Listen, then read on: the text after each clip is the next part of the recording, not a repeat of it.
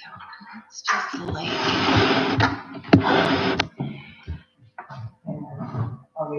We're live? Yeah. Okay. It is 5:55. This is our meeting for November 2nd. 5:25. 5:25. Okay, thank you. Our meeting, general meeting for November 2nd, 2020.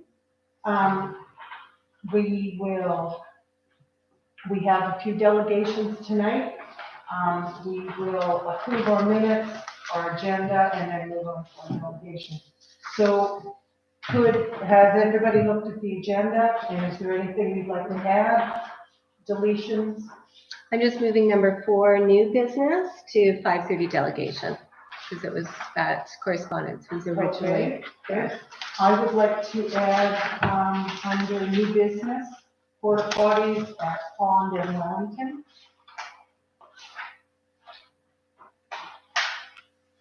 I guess it can be number 4 now, right? Yeah, just be quiet. Okay.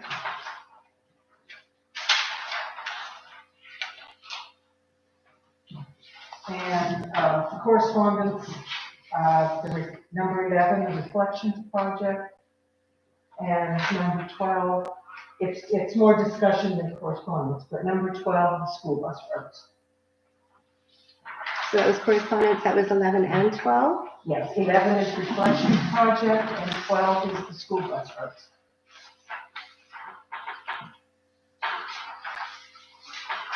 Anything else?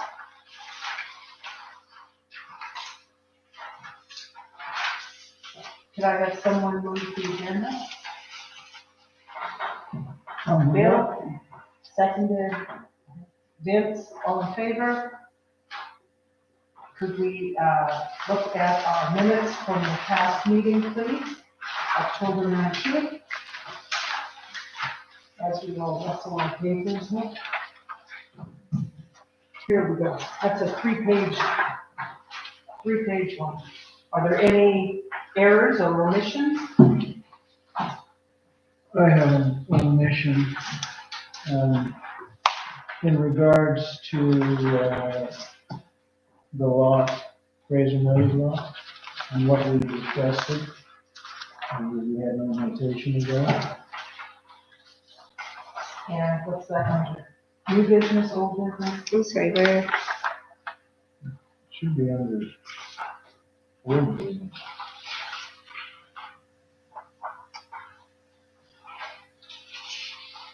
Okay, so it needs to be added as another old business, what we had requested from Fraser? Right.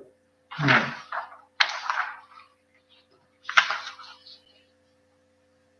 Okay. Yeah, we had a motion to that too, right? Mhm. And that was, do you remember how it was worded? We have requested from him a surveyor's certificate and a resurvey of the pins on that lot.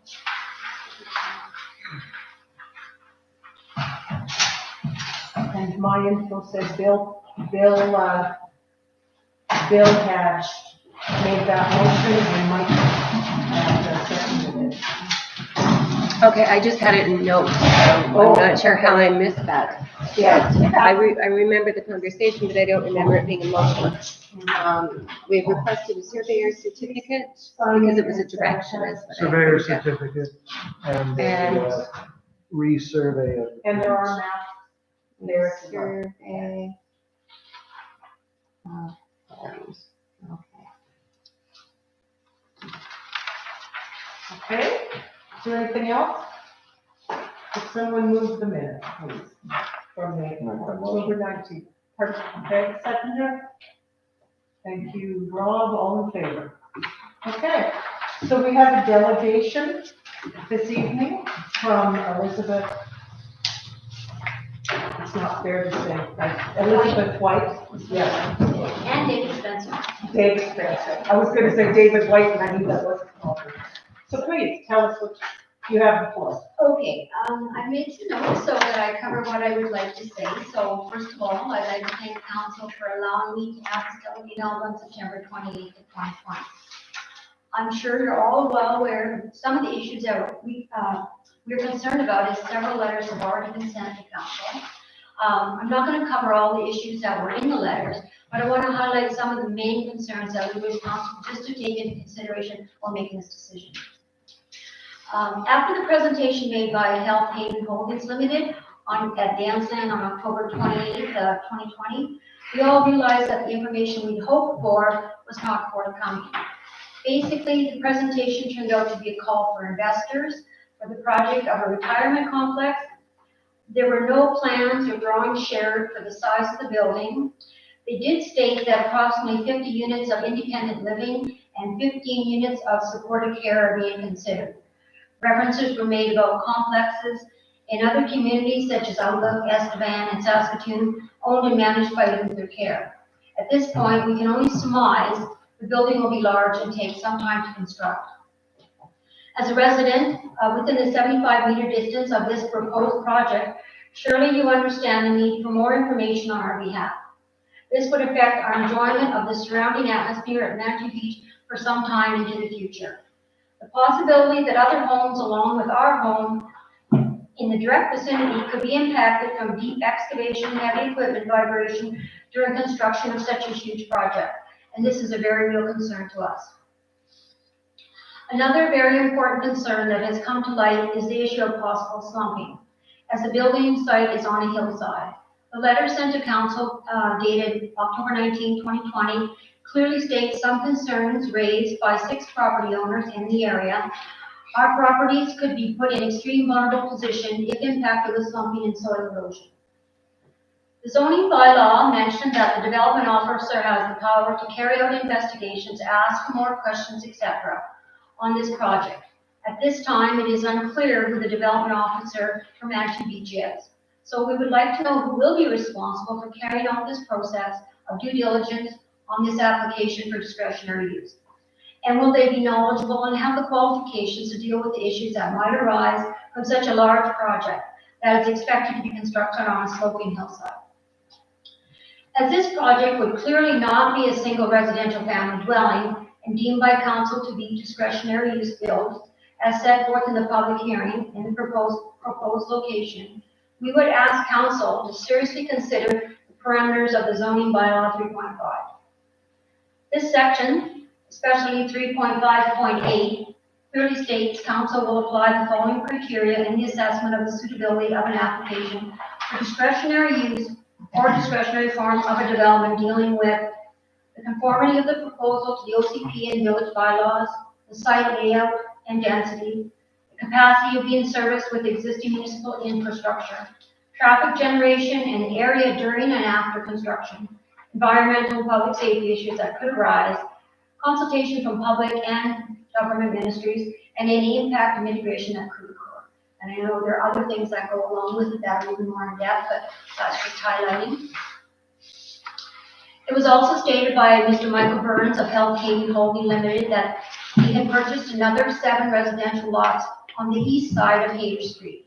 My following concern is if this discretionary use is passed without much consideration or forethought, that the next request will also be for those new lots to be considered under a similar discretion of a use application. Again, council might consider this a precedence, as stated in your letter to me, in reference to the land behind the drive-in or the first discretionary use applied for by Health Haven, thus resulting in 14 residential lots being changed to commercial use without all the rezoning scrutiny and approval that might have been needed. So section 3.5.8 points to a lot of the concerns that residents have voiced at the public hearing, and I've had some come to me also. It's only natural that people be concerned and have a lot of questions about this project. It is our wish in addressing council this evening that you would consider very carefully the impacts of the discretionary use of the application would result in, given the location of this proposed site. I thank you for your time to consider all of our legitimate concerns, and that's respectfully supported besides David and myself. And so what I do have for you is a copy of this for each and every one of you. Also, when we went to the meeting on last Wednesday, a group of us had prepared a set of questions for Health Haven, but it really wasn't deemed the appropriate presentation to be able to ask the questions that we had. So we had 13 questions for them that all didn't get asked. And I have attached a sheet of these for each of you to have so that you would know what some of our concerns were to them also as well, okay? And that's what I have to leave you with. So am I correct in saying that this is all for information? Or what's the final result that you are hoping for from us? Discretionary. Well, you have received, Discretionary. it's about discretionary use. You have received 2 letters, 3 letters actually, from myself and a group of people. So those letters are all still on the table. You did get somewhat of an answer back from the first letter, but it wasn't totally satisfactory, so I did ask for another reply. But other than that, I'm just asking you to consider it carefully and be aware that there might be some issues in the building site. And other than that, I'm a concerned resident, citizen of Manitou Beach. And that's what I'm asking you to consider as council. So I know basically from what I can see, it's in your guys' hands, what you do with this. And so I know a large portion of that property is commercial, but also there's that whole section that is residential too. So I'm just asking for careful consideration. That's what I'm asking. Okay. You have a question? Yes, right on the top there, you said a public meeting held on September 28th. Yes, that was the one for, Which meeting are you referring to? Because there was one on September 30th and one on October 28th. I'm sorry, did I get the date wrong? I bet you. That's Okay. why- It's a public hearing that the You're council. talking about the The hearing hearing in September? Yes, did I get the wrong date on that? Okay, we've got it. My apologies. Yes, thank you. Yes, that was the Okay. one I was referring to, sorry. Yeah. Okay. Did anybody in council want to speak to this right now? Sure. Yeah, I please. think, Bev, Have a seat, please. you're the development officer. So yeah, that was the question, who was the development officer?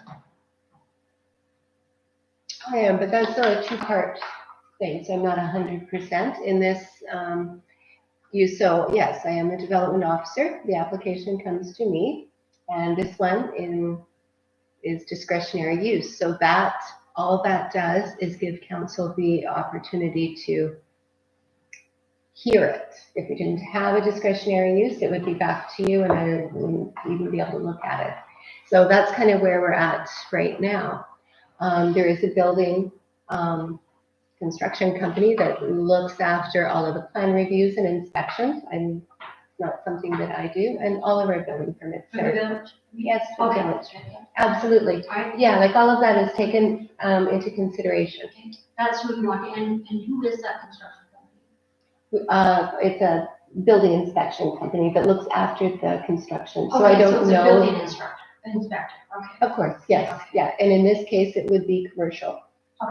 So the regular guy is not equipped to do this, so we will have to hire somebody just for this Yeah, you would want to. presumed project. And we're consulting SUMA to get some names. So we already have Yeah. a commercial building Mhm. inspector. We have Okay. one already appointed, just like we have a residential building inspector. We do. Okay. The other thing, I guess, I just want to repeat, Elizabeth, it was in our response to you, Sure. and I think maybe a verbal discussion is going to work better than Okay. in print. Right. And I kind of put it in the newsletter last time, but that was just a little bit on what does discretionary use mean. When we were looking at the zoning bylaw, it's divided up into charts. If you Yeah. remember at the end, residential, commercial, there's like 5 of them. Yes. 2 I can think of right now. Community, Yeah. semi and multiple little ones, yes. And on the left is the approved use of Yes, that facility. And on the right is discretionary. yes. And so that means that council restaurant, which is the approved, then you really can't approach council with an idea of building a restaurant on commercial space and getting a no. Oh, I get that. Yeah. I understand that. What's on the right is discretionary, and there was a definition of a residential care home that was promoted as a discretionary. That doesn't mean that that definition of residential care home is the only model of discretionary of residential care home that would ever be considered. So if you and David wanted to convert your house into that model, all that work has been done. Yes, I was aware of that. When you wrote me that note, and I went and looked at what you were talking about, I understood that and what you were saying, right? But I guess in the bylaws, it didn't, when it stated residential care home, I looked up the definition and it certainly didn't Look that way. look like anything that was coming down the pike. So that, like, those are some of the concerns that I have, like, are we, as a council and a village, are we prepared with this, or are we not prepared with this? And I guess that's some of my concern. The last letter that you have, there's 6 property owners on there, and they're concerned about stuff like that too, right? Who's going to be doing the work, who's doing the legwork on behalf of the village to make sure that everything is taken care of. We understand there will be a developer and they will have their own responsibilities to go toward any inspections and anything like that, but before things get off the ground, like, council has a responsibility, and we want to speak to that and make sure that somebody is here that's overseen, and I'm not saying that you're not. We just are concerned, and we want you to know that we're concerned, so that's what this is about. We are not against this project, where some people I've heard in the villages say we are. We're just wanting to make sure things are done appropriately and the right things are in place and are cared for, and the people around the area are also being considered. And that is our main goal, and it always has been our main goal and our purpose. And for anything I write or anything that we present to you, that is where we come from. And it's all done without prejudice. And we just want to know what's happening and how it's happening. I know some of the information isn't forthcoming because it's not there yet. I do get that. I was a little surprised that we make the discretionary use before we know what the project actually is. Seems a bit strange, but I guess that could be how you must have somewhere in the municipal act saying that that's how you handle it, because if it isn't in there, then I would have to question it again. I guess, Bev, you could speak to that, where if that's a process. Well, this process, probably, and I often refer to a residential discretionary. I've got a residential land, I want to build a garage there. I'm going to come in because the discretionary use application is the development. So you're bringing it to me, I'm going, oh, okay, well, this is under discretionary, council needs to yay or nay this, right? That's how it would normally go. But when we're talking millions of dollars, they want to be open so that everybody knows. So the discretionary use has not been approved. We're going through the process. Yes. So everybody's concerns have been listed. Council doesn't have those yet to talk about or consider because we don't have the development permit. Yeah. Typically, it would all be at one, but when you're talking about such a huge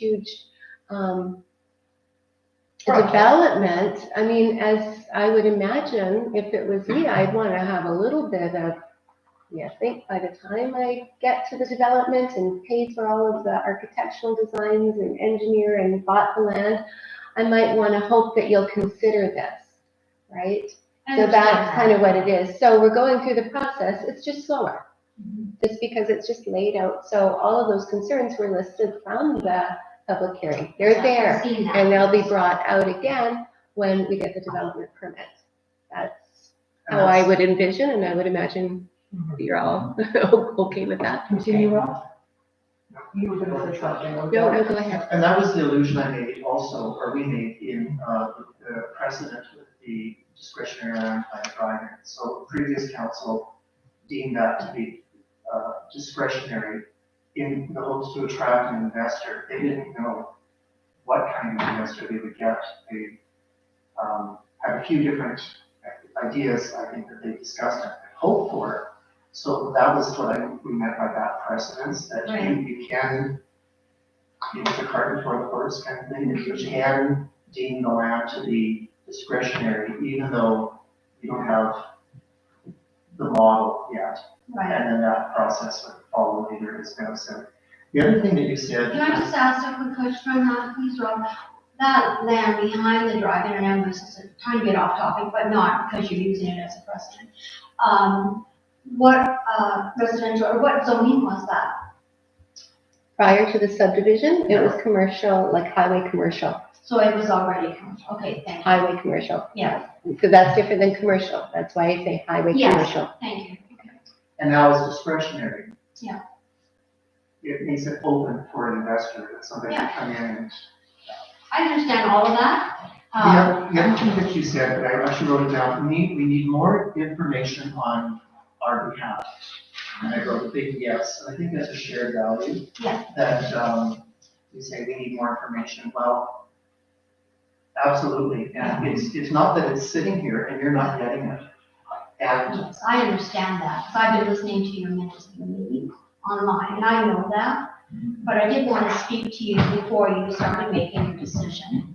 And so I know that you're at that process, in that process. I don't know how long that process is going to take, but anyways, I understand what you. I think it's gonna take quite a while. Yeah, And, you know, for your peace of mind, you know, I think that, you know, if you can have a sense of trust, I guess, that. Yeah, I'm going to say that this council is on board to dot all their i's and cross all their t's. Yes. We want to see this project go, yes, and we want it to work in the best way for the community and the best way for the investors. We're working hand in hand with the investor, and he is being very, very transparent and open to us. I want to add that when we had our meeting about discretionary use, it wasn't a requirement to do that. It was a requirement to notify the people that were within 75 meters of the bill.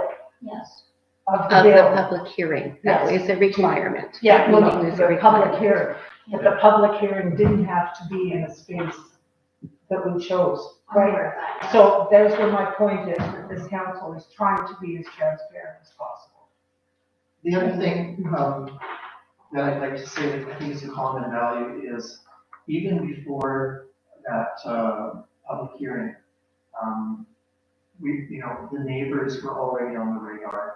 And, the neighbors are on the radar, you're putting yourself on the radar, to tell you the truth, we already have, and it's not just the criteria from 3.5 to 0.8.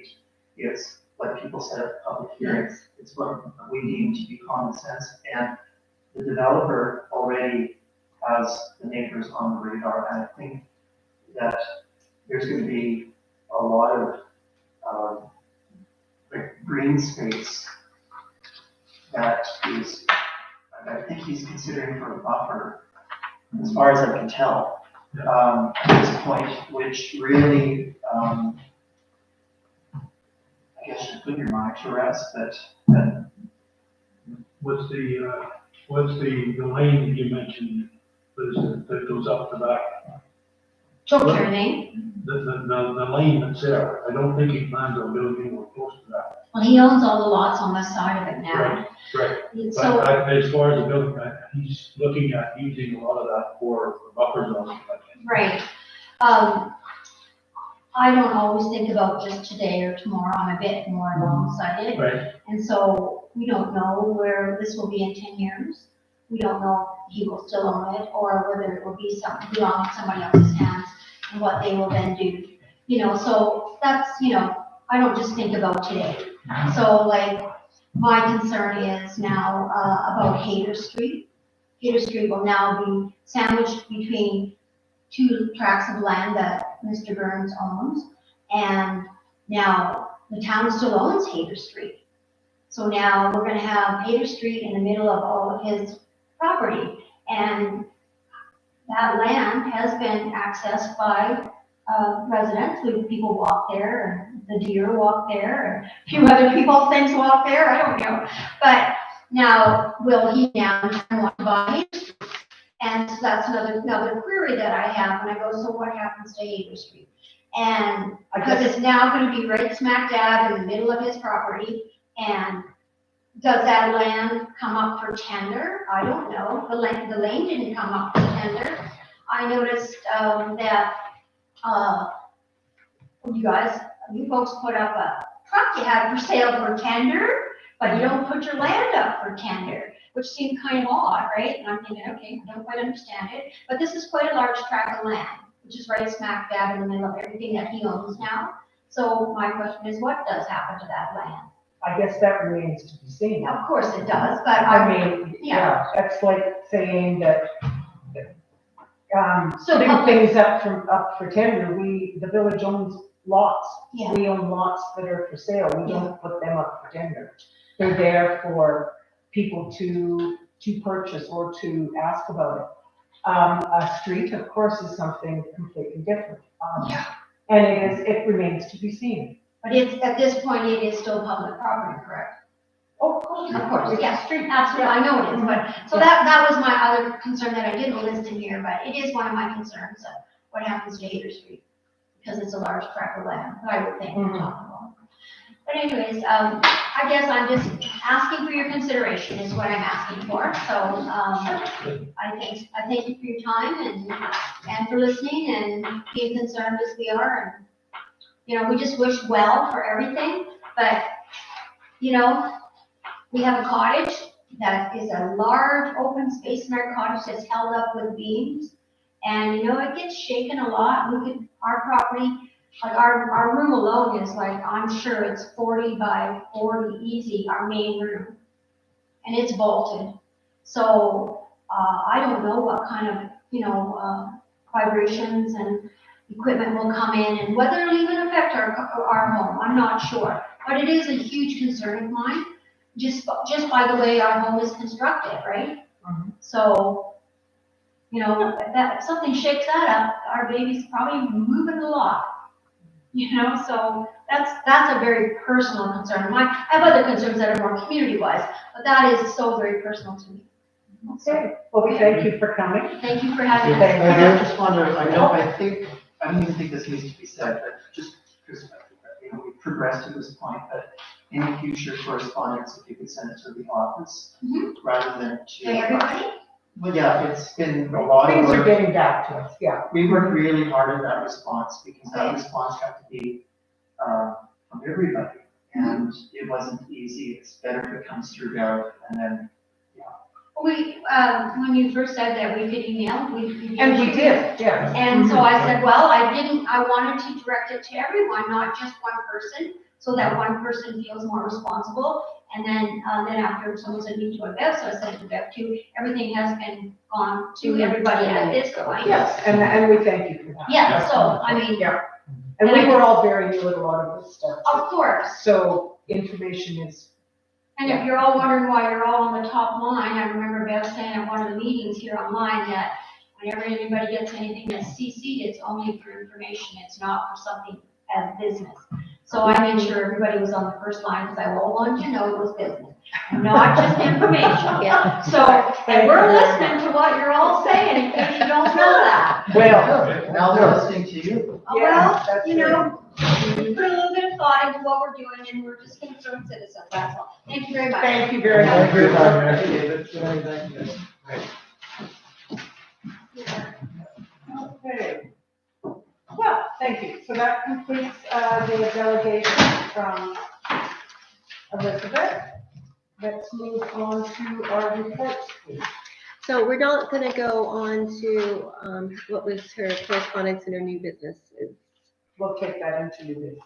Oh, I moved it to the delegation. Oh, Sorry. oh, okay. Because it seemed to be timely. It could be part of it. I'm just wondering about what kind of a response. I mean, nothing, my thought is everything was kind of covered here. We can't answer a lot of these questions still because we don't have a development.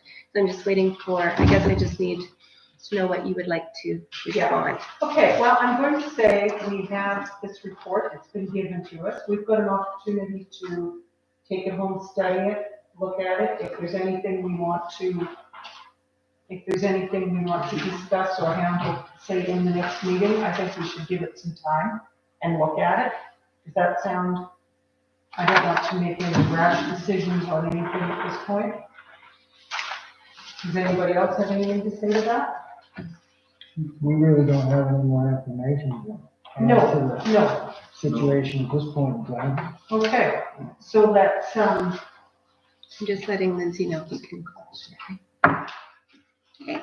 okay, so we'll please take time, counselors, to look at it again and see if there's anything else, anything we'd like to add or any more questions we need ourselves. Okay, so at this point, I'm going to just thank them for coming, and of course, Yes. council is taking everything we've said into consideration when the time comes. Thank you That's very all much. can, Like, does she want this shared with the developer? Like, she's got other concerns on this list.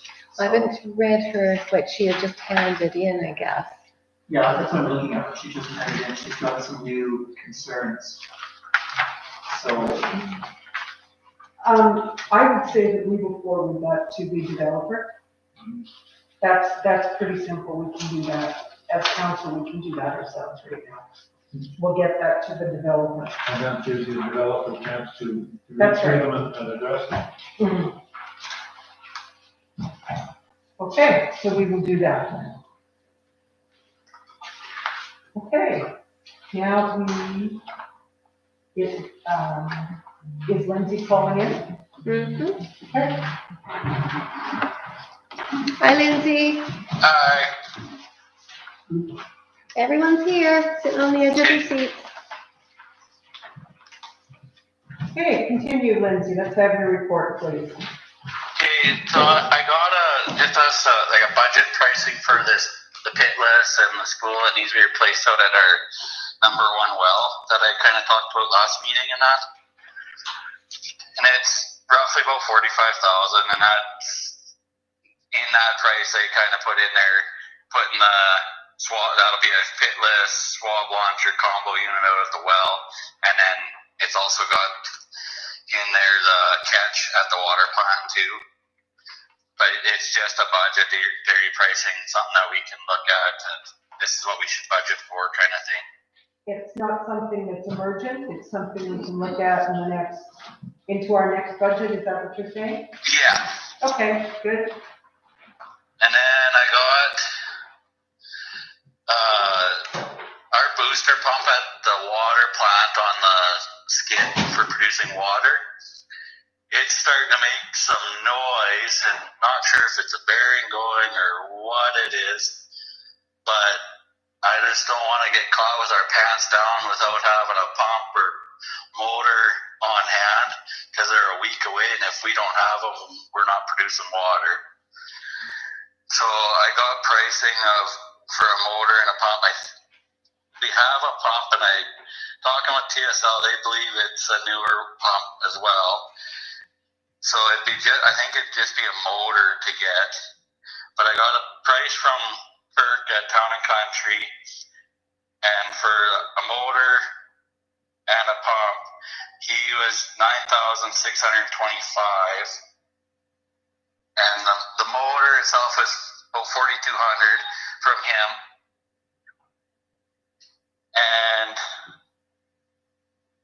So his total price on that was $9,625, and I got it from TSL Mechanical.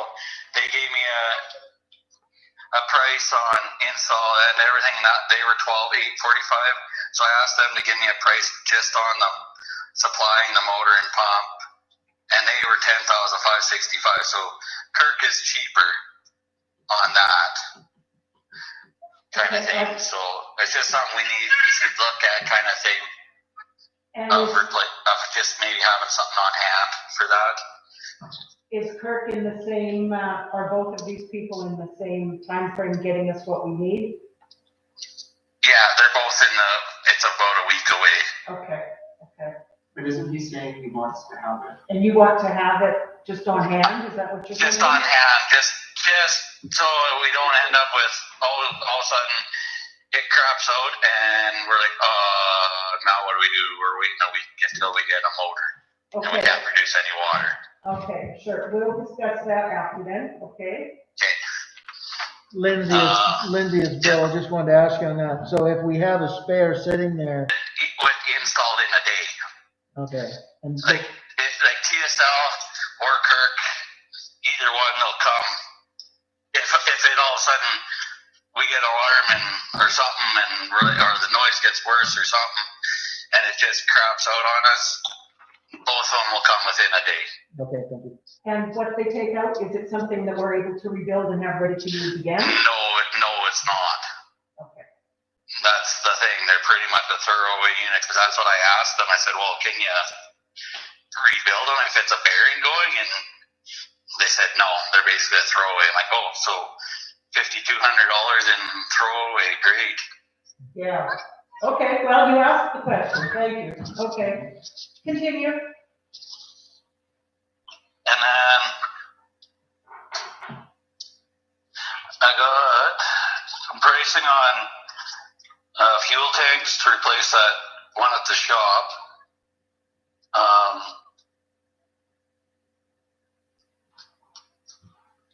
So going from the co-op in town here, they got a few different options. They got a 70-30 split, so you can have two different fuels. And then it comes with pumps, but like you need power there. We have no power back there. So then there's also the cost of getting power brought back there. But that one was $7,900.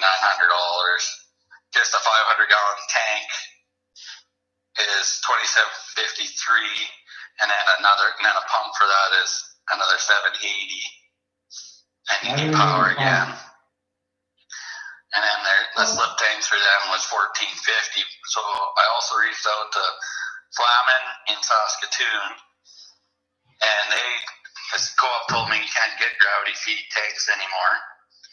But I reached out to Flamin, asked them about their tanks and their options, and they can you can still get a gravity feed tank. So they priced me on a 500-gallon gravity feed tank, double wall construction, and it's $26.25, and then a 4-foot stand for it was another $451 for it. And then a slip tank, 150-gallon slip tank through them is $15.29, and then a pump is $7.27. And we can't go back to Westfield to get that same tank? Yeah, they're all Westfield tanks. Okay. But go up in town here, apparently said you can't get gravity feed tanks anymore. But Flamin, he was taking it right off of the new price list that he just got like a week ago, he said. Well, we should ask him to go back in his old catalog and talk to them and see what they can do. Yeah. So I'll give them I'll go talk to the co-op again and tell them to maybe look and see if you can't get a gravity feed tank. Kind of nice to try and stay local. Yeah. And I think we were all pretty much in agreement at the last meeting that a slip tank wasn't something that we felt was feasible. So I wouldn't waste my time looking for those prices. Does that sound? Having a slip tank. No, I'm getting a lot of hesitation here. We need a slip tank to fuel things except for the Bobcat. You need something there to fuel the equipment. Mm-hmm. Yeah, that's what we need, is just something to fuel our equipment. The backhoe, the tractor, the skid steer, and the one John Deere lawnmower, because they're all diesel. Okay. So a slip tank, with a slip tank that you can put in the truck and use that as opposed to having a storage tank. Yeah, that's what I was kind of thinking. So you just have it in the back of a truck, and then you run in, fill it up, and it's always full in the back of the truck, and you top up the equipment every time they get used. You just top them up. And then you're not storing 500 gallons on site. Yeah. And you can have just a manual pump in the back of the truck on that. You don't need an electric pump, or you can put a 12-volt pump and have it hardwired into whichever truck it's on. You guys do have a slip tank there beside the shed. What's the story with that? What's that? There's a slip tank beside the shed there. What's the story with that? Apparently that's not ours. Why is it If it's there? not in our yard, whose is it? I think it's John Vogt's. Oh, okay. So Brian was supposed to see about getting it removed, so I'll inquire about that here again. He might just as soon want to sell it. That's right. Well, yeah, you never know. We'll ask them, yeah. We'll look into that. Okay, so where do we stand from here? We just get our prices and, Yeah. We you get can- prices, I think the slip tank's the way to go, there's no sense putting a 500-gallon storage tank. We were tying up a truck though. yeah. We're tying up a truck and then we put kids in that truck and we have no They throw problem- stuff no in the problem back of with the it. truck. and- Yeah. Yeah, that's where I'm. Some my tanks are concern prone to is leaking, right? They don't have the life. Right, they move around, yeah. You're gonna have to take it out every time you use the truck for something else. It's gonna have to come in and out, in and out. What's your feel about it, Lindsay? I'm good either way. Oh, thank you for that. Yeah. Okay, well, I've used a slip tank my entire life on the farm, so. yeah, okay. Well, get us all those prices. And they were only single wall because they're old tanks, so. Yeah. Okay, well, get us the, I guess. And the one truck that we put it in, it's got the longer bed, so we really wouldn't lose that much box on it. Okay, we're gonna mull this one a little more. So if Yeah. you'd like to continue with your report, please. We got all the dirt hauled in around that playground in Wellington, sloped off, and we've put some grass seed down. We still got a little bit to fill in a couple spots to do, but I'm gonna throw some more grass seed down once we get if we know there's snowfall coming, we'll go throw some more grass seed down. Hopefully the birds won't get it. How many man and machine hours do we have into that project so far? The sloping away and hauling, we were about a day for that. Okay. And that was two guys, one hauling material and one sloping it away. Thank you. Okay. Well, there's more than that total. Like, not the jobs. Yeah. Like there's another day of drilling holes and another day of the sand. So we're about 3 days in, I guess, Yeah. with skid steer. I've got a day with a skid steer as well. Myself as operators. Okay. Anything else?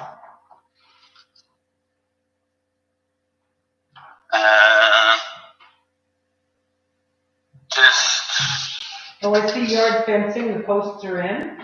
Yeah, we got all them in. It's just a matter of putting the fence up around. Where are the gates being installed? The which? It says here that you're gonna make the gates to install. Where are you putting them? Where we're putting them? Yeah, please. So one right next to the shop on that opening is where I'd like to put a gate, and then one on the back where you drive through past our sound file. So they're both gates that are going from east to west. Yeah, Okay. north, south, North, but they'll be east, west, yeah, across the opening. And I was just thinking a single arm gate, The traffic is north-south. Yeah. Okay. and I think we got some pipe in the yard, some old drill stem that we can use to make them. To save a little money, it'd just be some welding. Okay. The tree removal, tell us about that. I see. What's that? I see, the tree removal, tell us about that one. I see 3 to 4 trees. I'm kind of just waiting until the ground freezes here. We're gonna get everything else that we want to do before the ground freezes, and then there's more than 3 trees down by Wellington that they're dead, and they're kind of right. There's one right in front of the pavilion. The top was hacked off last year and then trimmed up. It looks like a palm tree kind of, but it's pretty much dead and it looks stupid. Okay. So I was gonna knock it down, and there's one kind of just over from it, where that house got tore down to rebuild. They had an overhead power line for it going across. It's currently removed, so I want to knock it down before it gets put back in or whatever happens there. And then there's a smaller one next to it, and they're all ones that we can fall. They're not. We'll just block off the road for that area for a day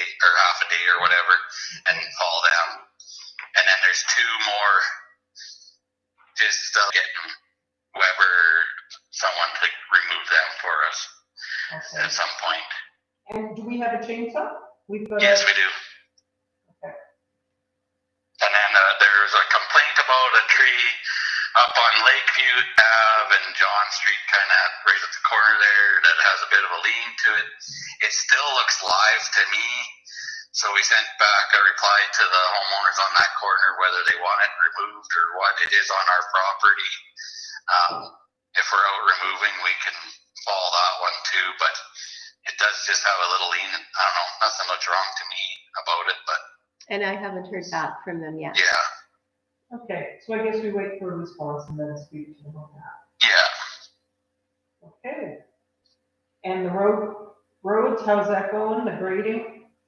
Yeah, we've been out fixing and repairing the roads there, trying to get rid of some of the washboard and putting some fill on some gravel on them so there's a little bit of gravel, and it's really mixed in really well and packing in nice here with it, so. Okay. I see you have a ratepayer concern on Richard Street. So did you grade on Richard Street at all? Nope. No, she phoned, the call came to the office when they noticed the grader out and said, please don't do Richard Street. So I just jotted that down. Oh, That was so they the don't concern. want it graded? Yeah. They don't want it graded, no. Okay. Have you been down Richard Street? Have you looked at it? Does it need shaping or? I haven't looked at it. It needs some reshaping, but I'll have to look at it. Like, there's no real rumble strips or nothing, so I was kind of leaving it for right now. I want to get the ones that have the rumble strips in them kind of fixed up first. Yep. And then I was going to go back and look. We added some gravel up at the top where that house got moved in and kind of moved it around so get rid of that mud up there. But other than that, I haven't done nothing on Richard Street yet. Okay. Okay, any more questions of Lindsay? Yeah, the pump and motor for the water treatment plant. That sounds pretty serious, so is this something that you need to get soon, or what are you suggesting again? I'd like to get it ordered soon, just like at least the motor, because there is a pump there. We can take a chance on that, because talking with TSL, they believe that it was a spare one that we had. They thought we had a motor too, but the motor we had was for our well and it got put in.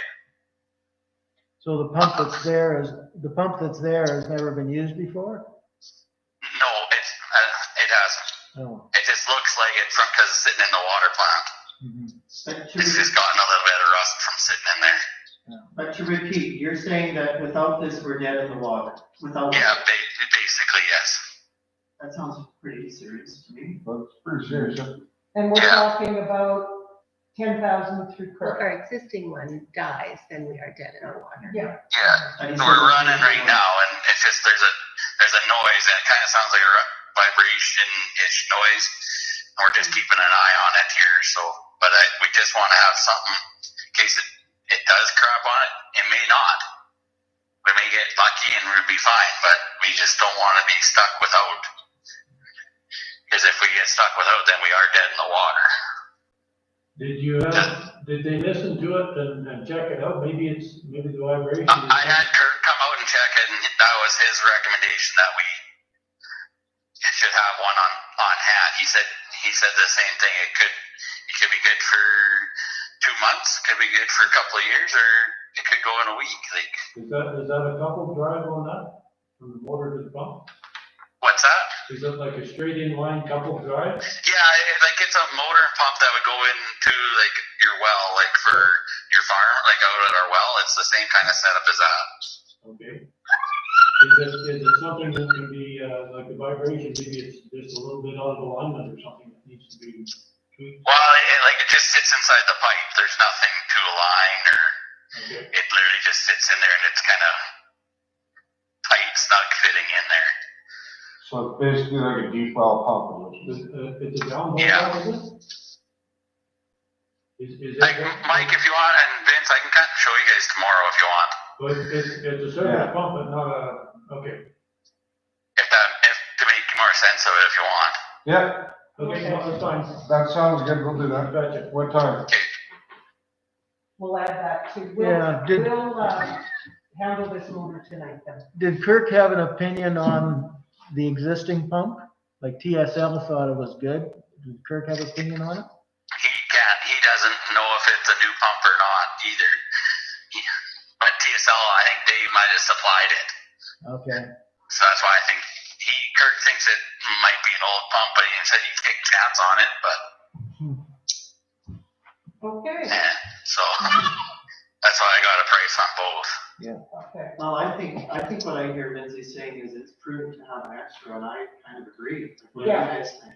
For sure, that's what I was Yeah. gonna say, when we get finished our reports, we'll handle it. Okay, yep. Any more questions of Lindsay? Yeah, Lindsay, the well and water you spoke to me outside here of, can you go over that again? What's that, sorry? That water, shoot. That well that you spoke to me outside the hall here, can you go over that with council, please? The number 2 well? Yeah. No, not the number 2 well, what we ran into the sewer this year, that spring. The spring on Winnipeg Street. Yes, Just tell us how We put it into the sewer for the winter, right? And then in the summer it goes down Winnipeg Street and goes down Elizabeth down to the lake. But in the last week here, it looks like there's some water laying at the driveway above that creek. And it looks like the road's starting to get wet since we've tied it into the sewer, going into the sewer. So I'm not sure if it's leaching out into the road here now, because there's so much extra inflow there from that creek or what. I'm wondering where the water went from that house on the east side of Winnipeg Street. Yeah. Now, that might be the cause of that. Well, it's just, I'm not sure, because it's hard to tell. It just looks like the streets all of a sudden, since we tie it into the sewer now, that it's getting wetter, because I think that well has increased the flow. Well, I noticed there's an ice patch above that lot in that and apparently driveway. there's an artesian well on the corner of that lot. Okay. Well, I know that whole embankment was seeping this summer from the alley all the way along the side of that lot. Yeah. They can migrate, like down where I am, it can be here 1 year and it's down there the next, and I don't know if that's the case here, but it is in my neighborhood. Okay, so I guess that's just something, there's nothing we can do about it, we just have to really watch it, correct? Well, I was gonna call Hater Drilling tomorrow and just see if there's a possibility that it can be sealed off. Well, If that would be, if it kind of a possibility for it, or what we should be looking at, well, we or just had maybe we look at pumping it off or something. well, sealing it off would be something that we were speaking to, Water about for somebody else just last week, right? 2 weeks ago. 2 weeks ago, that's when. Or 2 meetings ago, Yeah, right. Is he talking about the well or the spring? He's talking about sealing it off. You're talking See, about, like I don't know if you sealed off those wells, if they would seal off the springs. I'd be concerned because it's seeping out through that whole embankment, so, Well, that's just it. yeah, I think more what we need to do is create a new well and find a place to pump that water. Yeah. well, okay, I guess go and talk to Hader and see what you can come up with. Yeah. Make sense? Yeah, okay. Anything else? I got nothing else. Okay, anybody else have any questions? Okay, Ben, would you like to, I'm sorry. I was just gonna let Lindsay know that I went to the hardware store and got a new quote on that. On the roof? Okay. For the building at the drive-in. And I'm just going through that, and I've gone through it, I should say, and it looks like that might be what we can do. It is a very, very flat roof to try and put that type of a roof on. But I did get the same for the drive-in building. Okay for the driving, Yeah, I got another quote on that, or I got the quote reissued on that one. Okay. And, I want to discuss that later with council here about Okay, about the feasibility and the problems what might arise with that type of roof. we'll talk about that in our round table. Okay, you're around if we need to call you about anything? Yeah. Okay, thank you, Lindsay. Okay, thanks. Sarah, go ahead with your. Sure, I just need to.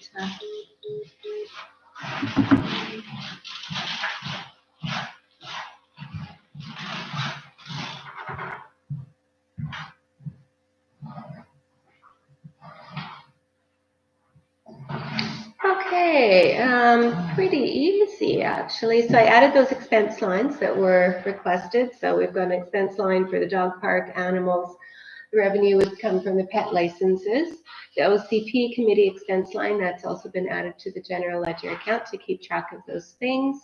I'll come back to the half-hour lunch. Meat grant for the water treatment plant generator. So we received the $45,000 for it. Project estimate's about 180. Activity to date, Lindsay is determining what we need and pricing, and he's starting a plot plan so we know where it's gonna lay out along the water treatment plant. So that's where that is. The gas tax, lagoon erosion and lining repair. We received, and with the gas tax, you need to have, you don't receive it unless you have a project.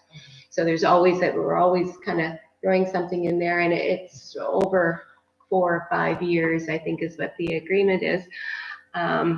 So we've received 18,000 for that. I think originally the idea was gonna start looking at the lagoon repair next year. But again, that's Lindsay's looking at pricing and determining what we should be using for it, right? We don't know if we want to be relining. There's some talk about some of the big Lego blocks would be a good idea. So he's looking after that. The organizational chart, that was a revised copy. You all have a copy of it. Job description for the clerk position, that's kind of started. I may have something for Wednesday. The human resources, kind of in my head. I've got a good idea just watching what Elise is able to do. So she's been just a godsend. I actually got to have supper before the meeting tonight, so I was quite thrilled. Another question Bill had asked, there's cybersecurity risks. What we do have in place, and this was, I think it was 2 years ago, we added a cybersecurity rider to our insurance. That's our Summa Assure. We do daily and weekly backups. We have antivirus. Probably the biggest thing we say in the office is if you don't recognize the email, don't open it. Like we get lots of, and even talking to SaskTel, and I've talked to them a few times because my email never seems to work right. And you know, it's easy, you look at that email address and you think, well, you know, that person might be working from home, I'm gonna click on it. Well, don't. So, I mean, our rule is if you don't recognize it, we don't deal with them, don't open it. If they really wanna get a hold of us, they will phone us. And that's kind of what I've been doing because we are bombarded with spam or spam lookalikes. So that's kind of where we are at that. I don't really know anything more technical about that, but that's what we've got in place right now. Good news, the ICIP grant. I put in a grant for the East Lift Station upgrade, and we were declined, thank you very much, but you know, lots of projects, not enough money, that's how it goes. Okay, it was extended. They put COVID in front of it and extended it till the 30th. So I've resubmitted the same. So hopefully we'll get that. That's a third as far as funding. Federal a third, provincial a third, us a third. So we're looking at $400,000, $500,000. So that is something just to be, might want to look at that in our budget for next year because I think it needed to be done by 2021. And that was for which, you said the ICIP? Yeah, for the East Lift Station. Yeah, I had, we had done it before, but we were, yeah, we didn't get it, so we're doing it again. So I don't know if they've got extra COVID money or not, but they extended it, we may as well Yes, I'll try again. Creation, I suppose. Okay. Well, or money. We need money to give us. So then backing up here, half-hour lunch office hour change. I'm not sure what council has, and maybe we'll be talking about this on Wednesday. I'm not sure about the human resources. But Elise, and it makes sense. I knew this. I mean, she's coming from Burr. So there's a couple things she would like a half-hour lunch, which makes sense. And for this week, she's been doing half an hour and banking half an hour. Because her kids are quite busy, so there's quite a few days she needs to leave at 4, and she doesn't have any holidays. So there's a few things we've talked about. My biggest concern is to make sure that the office is consistently open till a certain time. We can't have it 4:30 and then 5 and then, no, it needs to be the same so people know. So we have thought, do half-hour lunches, and the office is open from 12:30 to 1, and the office closes at 4:30. That's the same amount of hours. It's closing earlier. Another discussion was Elise would take half an hour and leave at 4:30. That's her regular schedule.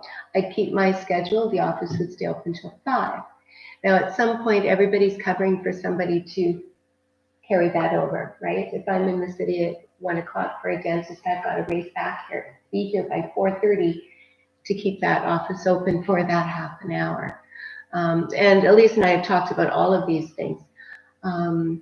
We could just leave it the way it is as well, 9 to 12, 1 to 5, and Elise be permitted, and council really needs to permit this because up until now we haven't banked time. We couldn't bank that, so I would need council to approve that. I've done that for the first 7 days for her. So she works, office is closed, but she works for half an hour over lunch, and then she banked each of those half hours because she's got some days where she needs to leave at 4, so the salary would remain the same. So, and that is really it. That's all I've got for you. Okay, any questions of Bill? I think at this point in time, we will give this all consideration. Mm-hmm. So going forward, I'm going to, and I just need your permission, I'm going to carry forward with what we've done. Yeah. Otherwise, she's going to be short on hours. Oh, Okay, That's fine. so just so that we're clear, I'm permitting your time in lieu, keeping that half an hour. The office is still open till 5 o'clock, but she's banking that half an hour every day to be used for, every Thursday for hockey and every Tuesday for, so as long as everybody's understanding, that's fine. Well, I think that makes for a family-friendly workplace, so. Yeah. Mm-hmm. Yeah. Okay, any other questions? I don't know. I'm looking at the price on that generator project. I wonder, why is that so expensive? Talk to Lindsay. We had gone kind of through it a few times. That's not just the generator, that's the entire project. Just be clear on that, yeah. So do we have to add more structure to accommodate? Yeah, the we would generator? need to, maybe a yeah, building. we need to But there's have a two different building. options. There's a new building with a generator there, or there's a self-contained generator that's in its own little street shed. And we also determined, I think, the preference would be natural gas, so that it would just turn on. We're not that running down there, oh, power's out, somebody better get there right away and put some gas in, No, and get things, we want it to be automatic, It so. It needs to be Fuel automatic. is subject to deterioration. I realized that, and when we were talking, we were looking at both. So some of that is gonna be running that, the Sask Energy part, right? It's not just the generator, so that's our best guess estimate for the entire project. So who created that estimate? Lindsay and I did. He did most of it, and he's been doing some background. I mean, I needed to have that in order to apply for the MEAT grant because they just don't hand out money without any. So if this is gonna happen, if you guys have like Only what's in the MEP grant right now, and it wasn't a lot of detail at that point.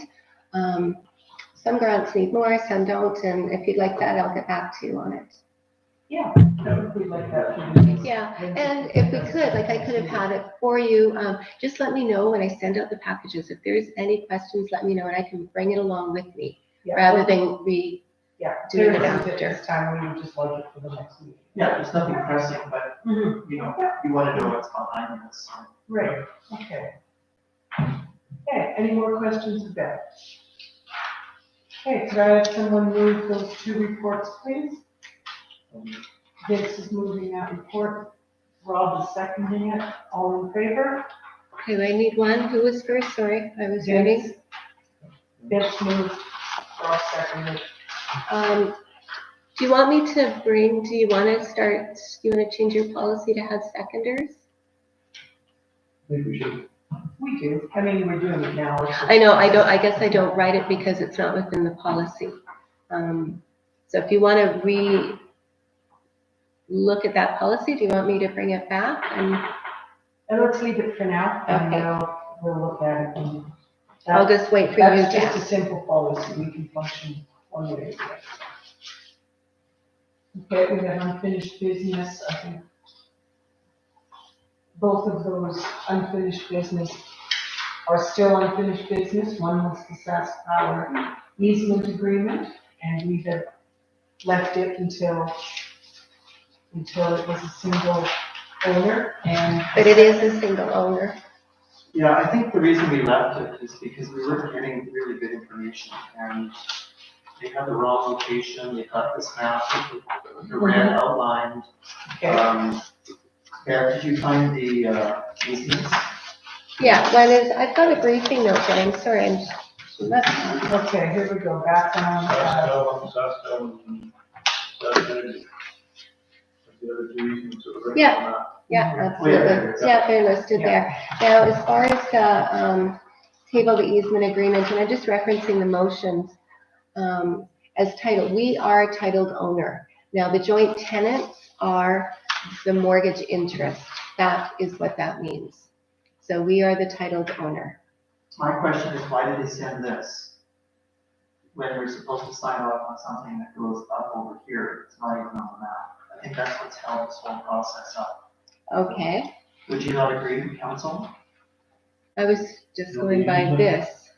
They probably have an easement along Sask Energy and Sask. Right, and that's what they want us to They sign off want on. to extend and get a new easement for that, right, the piece in red, outlining red. Oh, is that the case?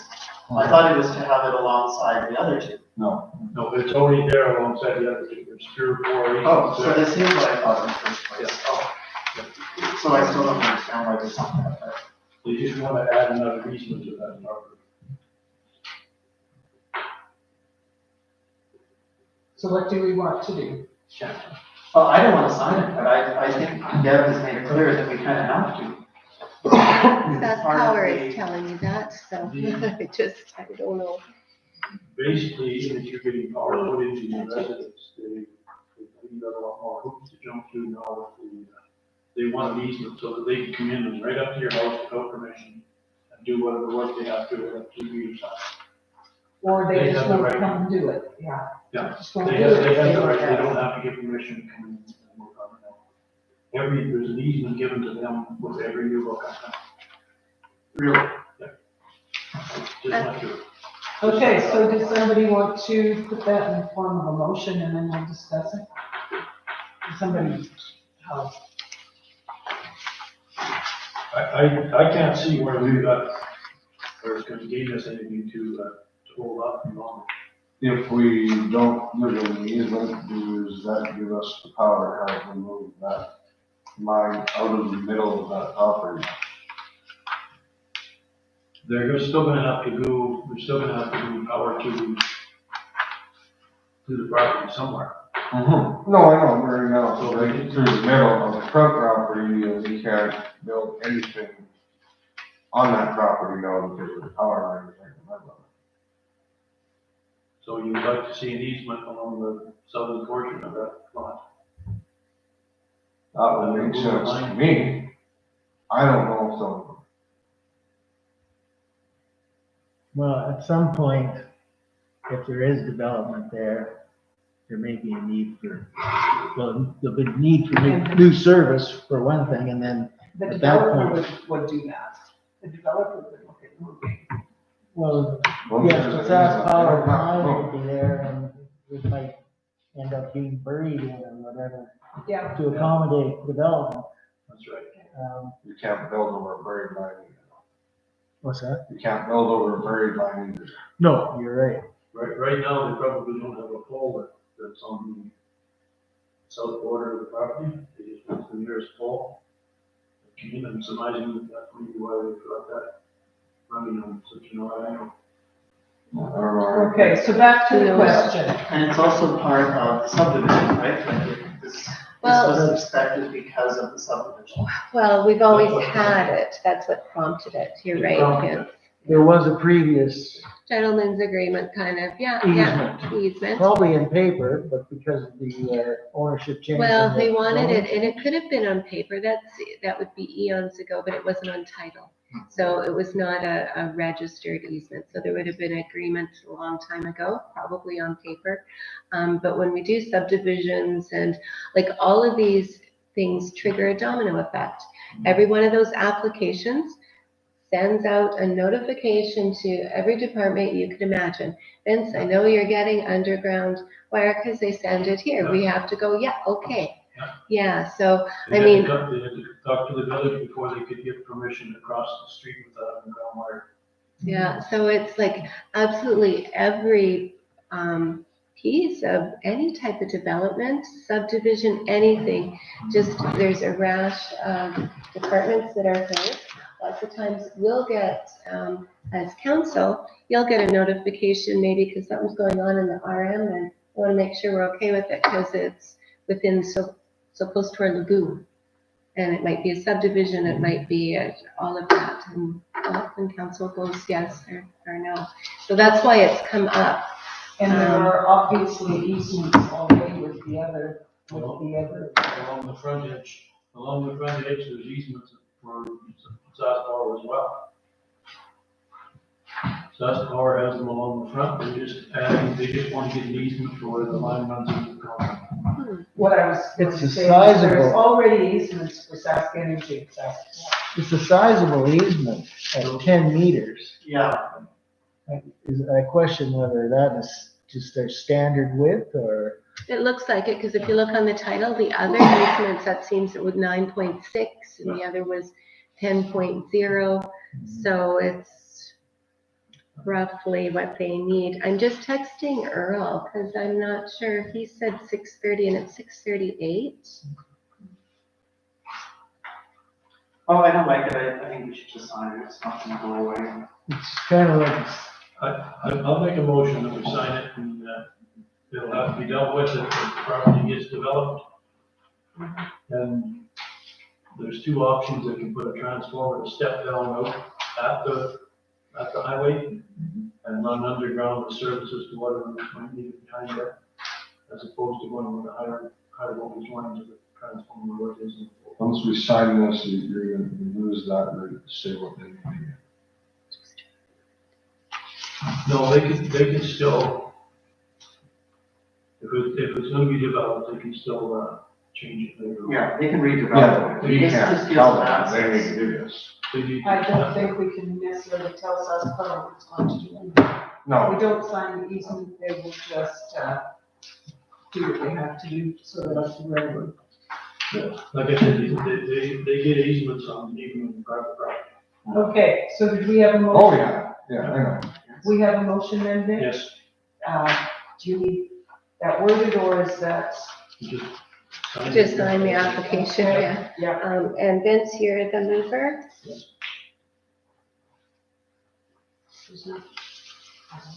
Do that, okay. Could we move on to now, oh, we need to let's vote? pass this, I think. Yeah. All in favor? I'll watch that handle later. Yeah. Number 2, request for compensation for the East Road entering Wellington Park. We spoke to that, local, correct? I'm sorry, I'm writing your last motion here.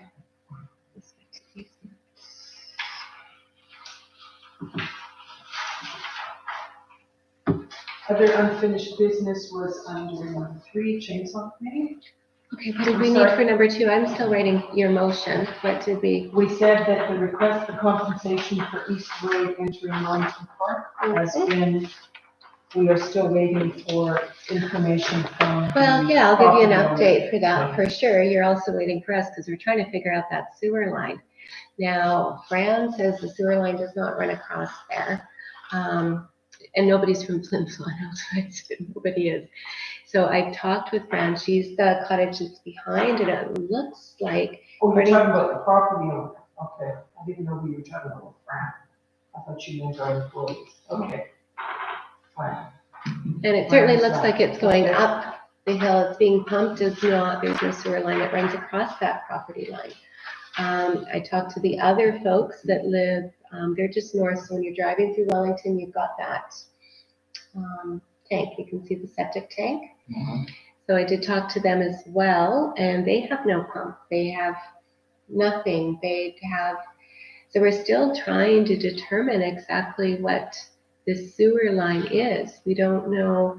Lindsay cambered it from the manhole in front of Dance Land up. We got 180 feet, and we're somewhat limited by our equipment, and then it was nothing but water. And I don't know where it's coming. We can't determine that sewer line. Now, Fraser, he was, I had told him what you had requested. He has nothing here, so he's back in BC. He had said he doesn't have a survey certificate here. He was going to look. He's got boxes in BC at home. He had also said that he could get it if he can't find anything. Because I said, just take a picture of it, fax it, email, however you can get it here is fine. But he said he could have Pauline actually forward one if he can't find one there. So I guess I'm wondering, what do we need the survey certificate? What are we wanting? Because it sounds like, I thought Lindsay had found like survey pins. So There was 2 pins there, but the question is, how long have they been there? They look like they're brand new. they probably are. He's had 2 subdivisions on that entire property. Where we were 2020, I think the last one was 2017, and he had done one just before that, 2015 or 2016, because that was all one big lot, period. And then he broke them up, and I believe his first subdivision was 5 lots and 5 that created that road through there, because that was never there before. That was created when he did that subdivision. And then I think at that point, those were all 40 frontages, and that was the same year that all of a sudden everything, your flankages were 8 feet setbacks. So then he re-subdivided again and added more to the back. So he's got 5 in the front, I think, lots, and then on the back, I think he created 4 because he needed to make them bigger to make them, well, buildable. So they are fairly recent, absolutely. So I do have, like, I still have proposed subdivision plans, measurements. Like, if that's what we use in the office, that I give to Lindsay to go, line, this is what we got. We've got the measurements. So I'm just wondering if we have something in the office that would also help you with that, because those are the things that we use. What council was looking for was an actual plan that told us exactly what the property was and where it was. Was that, am I correct? A stamp, But that's a survey certificate. Yes. Before we even considered anything. So your proposed subdivision, you don't want that, because that gives you the plan. That's exactly what we were looking at. That would give the plan, sure. Of course, yeah. So that's not, I'm not. It's just really odd that the survey pin just seems to show up, it's right in the middle of the road. I think we would have found that with a grader or a tire or something. I don't know. It's hard to say. Like that road, way back when, even the first property, the A-frame, I remember when that building permit came in and I said, you're on the wrong lot. I'm sure you're on the wrong lot. I'm sure you're, and it took several years and yeah, everything was just off kilter. So I'm going to build here. So over here's a lot and then we're going to put a road here. Like that's Plan B. not uncommon. Yeah. Like, I mean, we've seen that. We've got John Street all held to helter. So, I mean, I've got the measurements, I've got a proposed subdivision. That being said, Fraser said he's looking for a surveyor certificate. Yeah, because we would like to see it resurveyed to find out whether those pins are in the right place or not. Find out how much actual laneway we will have. Well, you've got road allowance there, your lane is 20 feet. Yeah. That's a lane. Okay. Lane is supposed to be 20 feet, that's right. Yeah. But are the pins in the right place? That's the question. Okay, well, that's my update, that's all we know, so we, the sewer line, not sure. I mean, that, I don't know where we're gonna As far as find. I see what we know so far, is the claim about the line, there's obviously something there, it's bounded. But I think it's benign to us, we don't see it going anywhere, so to me, that's now a non-issue. The road, you know, I mean, I've always known that road is on their property, and the sound map said the same thing, so that seems like there's a problem there too. I think that, you know, Maybe our question is as a village, are we considering purchasing this, or are we just looking at what, or are we just, is it even a consideration? Or are we wasting his time? I don't think so. Okay, well then let's just tell him that we're not considering purchasing it and not waste his time any more than ours, if that's what's going on.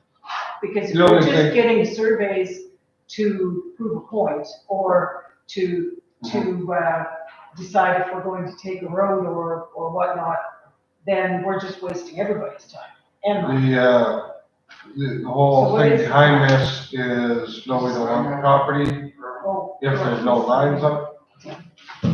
behind you, there's a sign-in sheet and a sound. Okay. Thank you. No, we don't want the property. Just on the bottom here? Yes. If there's a line on it, we need to know which line, where it's from. Is it our line? Or is it somebody else's line? If somebody else's line, we're not responsible for it. You know, maybe if I'm not on the property, as far as I know, before this line, that gives Fraser the right to do wishes them. That line, I'm guessing could be a gravity feed overflow line from that septic tank down to the more. So we thought, but it's stopped very full, and it's not draining, so I have my doubts. It's not raining, but is there anybody in there? Are you talking about the septic tank that you Yeah. can see? Yeah, I've talked to them, they have absolutely nothing. Yeah. There was a pump, there was nothing, that has not been used for. Yeah, Yeah, so it's it's, non-functional. it's So it's not not- coming from that septic tank. It's not from one of those two houses, we know that, we don't know where it comes from. Okay, so why are, okay, let's Well, back up here. We just, One more point, Okay. we do need to consider the historic right of way that's on that property, which is the road. Yes. And it's been there for years and years and years through previous owners. So there is a historic right of way that belongs to the village in this In situation. this situation, it would override the. we have spent a lot of time on this, that's why I'm asking. Is this something we need to, let's just give Fraser an answer as to what we're dealing with here. We're not interested in buying. Okay, there we go. We may be interested in maintaining our right of way. Okay. Does that, Do we have a motion? That way I can, Bill, would you like to say that? I would make a motion, yes. thank you, Somebody want to second that motion? that we are interested or not interested in purchasing, We're not correct? interested in purchasing. I'll second that. But we are interested in determining our historic right of way. In maintaining our historic Okay. right of way. Okay, and you seconded that motion. Do we have any more discussion on that? Interested in maintaining Any more discussion? I'm gonna call it that instead of our, historic. It's historic. All in favor? Okay. Welcome. You need to know that we're on YouTube, so anything you say will be, I didn't hear you. I said, watch my language is what you're saying? That would help too, yes. Earl is our 6:30 delegation. Yeah, I was at the other place. Oh, okay. No one's there. So I drove down to the beach, drove on the beach, and okay, maybe I'm a week early. Okay, So I well, went home. I'm glad Then we're I only, sent you a text. What's that? Oh, you didn't get the text. I sent you a text. Yeah, I just answered it because I said, where's the community hall? And I'm like, okay, it's at the boat end, right? okay. Well, you know, I'm glad that we're not 2,000 people and only a small little village, 314. Or you'd still be driving around in circles. Yes, yes. But anyway, so we have just, we're here to speak about the drive-in season and tell us, how was your year? How was your season? Interesting. I guess a little history. Tara first came to me back in January and told me she didn't want to do it anymore. And I wondered if I would take it over, and at that time I said no, because of, I don't know if I want to take it on the video stuff and all that. And then Jerry came and talked to me, same thing. I thought, you know, might as well, we'll give it a try, see what happens. And then of course, COVID. So it was kind of a weird year.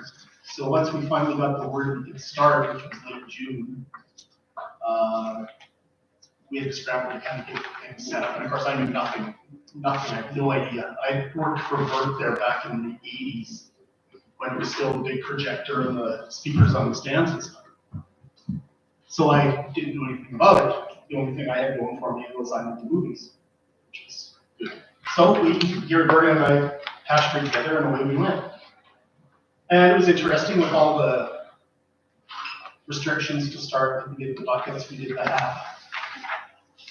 Full, we did the masks, the sanitizing, the gloves, all that crap, etc. So I think it worked out pretty good. I hit the Facebook page hard and gained over 2,000 followers in the season. Okay. So let me just give you the stats here. Our only sellout with COVID restrictions was Back to the Future. We had 63 cars plus a DeLorean. Our busiest show was Twister. We had 81 cars. Our biggest moneymaker was Grease. What's that? Did I hear that right? 81 cars. 81 cars. I had a DeLorean. Previous statement. Oh, they had a guy bring out a DeLorean for Back to the Future from Regina. I know a guy in Regina that has a DeLorean. I have no sneakers. I thought I heard you say that too. Yeah, he wings up and drove her in, and it was pretty cool. It's a good little attraction. So. Okay, sorry for interrupting. Yeah, our busiest show was Twister. We had 81 cars for that. Biggest moneymaker was Grease. We had $2,000 in one night, which was amazing. Wow. We only had 69 cars that night. Worst crowd was Slapshot, 11 cars. That was my learning experience. So don't run past Labor Day. Okay. Used just under 400 pounds of popcorn and used 120 pounds of butter. So the total gross of what's left was $10,554.68.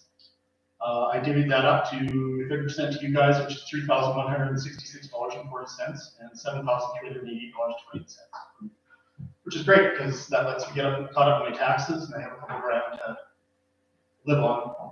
Mhm. So, do you guys want me to do this next year? I guess we want to ask you if you want to do this next year. I kind of do, yeah. I kind of had fun. Once the initial month was kind of hell. They didn't know what I was doing, and basically I got no help at all from the beach. It was Okay. just here. If Tara hadn't been there, I would have walked away Mhm. because I didn't know what was going on. And Well, we don't know either. I know, yeah. No fairness. I still don't, like, regarding the projector and how it runs and everything, I have no idea. Gary did that, and I just kind of did the same thing every night. Yeah. So I assume next year we will be able to have new movies, so we should be using the digital projector, but I would also like to keep the Blu-ray stuff, Mhm. because I think the retro stuff did really good. Yeah, and you feel those will be available to you again? I think so. You'll be able to? I think so. The studios were really good except for Disney. You know, Okay. hell with Disney, basically. They were horrible to deal with. Gotcha. Well, I didn't say what I want to say about Disney. Yeah, okay, okay. But the rest were good, especially Video Central. What's that? It was a video. No, there's not. I've got a sticky note, you know. Oh, yeah. Okay, No, there and what kind of plans do you, Okay, well, what I wrote down here. Yeah, please. Okay, for 2021 for the drive-in, I just did basic stuff because it's pretty well good there. I would like to improve the sound, if possible, get a new antenna, some wiring, and maybe even an app so people can listen to it on their phone. My ex knows how to do this stuff. He can throw it together for minimal money. What do you mean by minimal? I don't know. Oh, okay. We gotta find out what this entails first. Okay. I've looked at antennas because the one out there is kind of old and broken, Mhm. and they're only a couple $100. Oh, okay. So, the big popcorn machine, I tried to get it going, but it's hooped. I gave it a good cleaning. I had it rewired. It needs a thing to turn the. So we really needed, that was the one slow thing out there when we were super busy. The popcorn machine could not keep up. We had people waiting half an hour, which is just not right. Yeah. Fortunately, everyone was in good moods this summer, and we understood that. So, So I have a motor on order at Harlan Fairbanks, but because it's a 1948 popcorn machine or 58 popcorn machine, they don't exactly, just have these at the local map. okay. So I don't know if that would happen. So I'd like a PA system so you can go, heavy car close in 5 minutes from the big old Burt line. So there isn't one there? Not that I found. Okay. If it's buried somewhere, I didn't see it. Okay.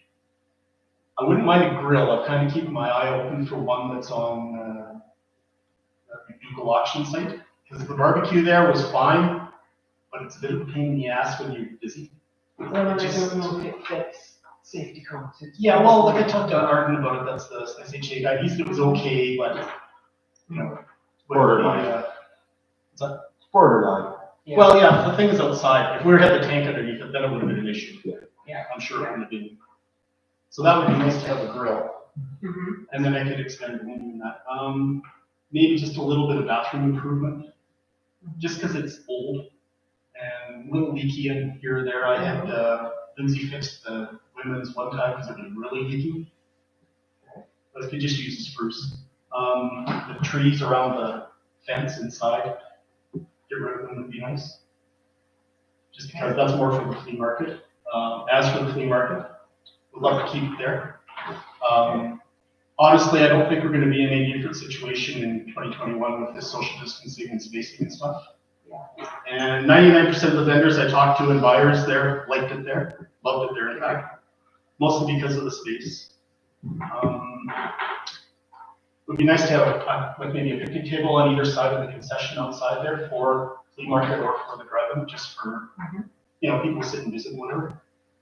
If this happens, I'll promote the flea market with a Facebook page. I'll start a Facebook page for it.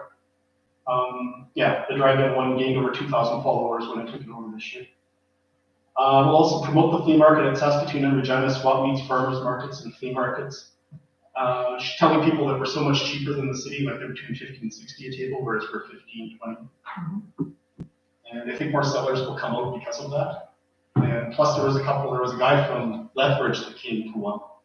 And he was just blown away by how it worked and stuff. And money-wise, for 2021, I'm good with the 70-30 split again on the drive-in. And I'm good with the 100% flea market cables to you, and then I keep the concession. That is great with me if you want to do that. That works for you. Okay. And that's basically all I have, other than I can write you a check tonight if you want.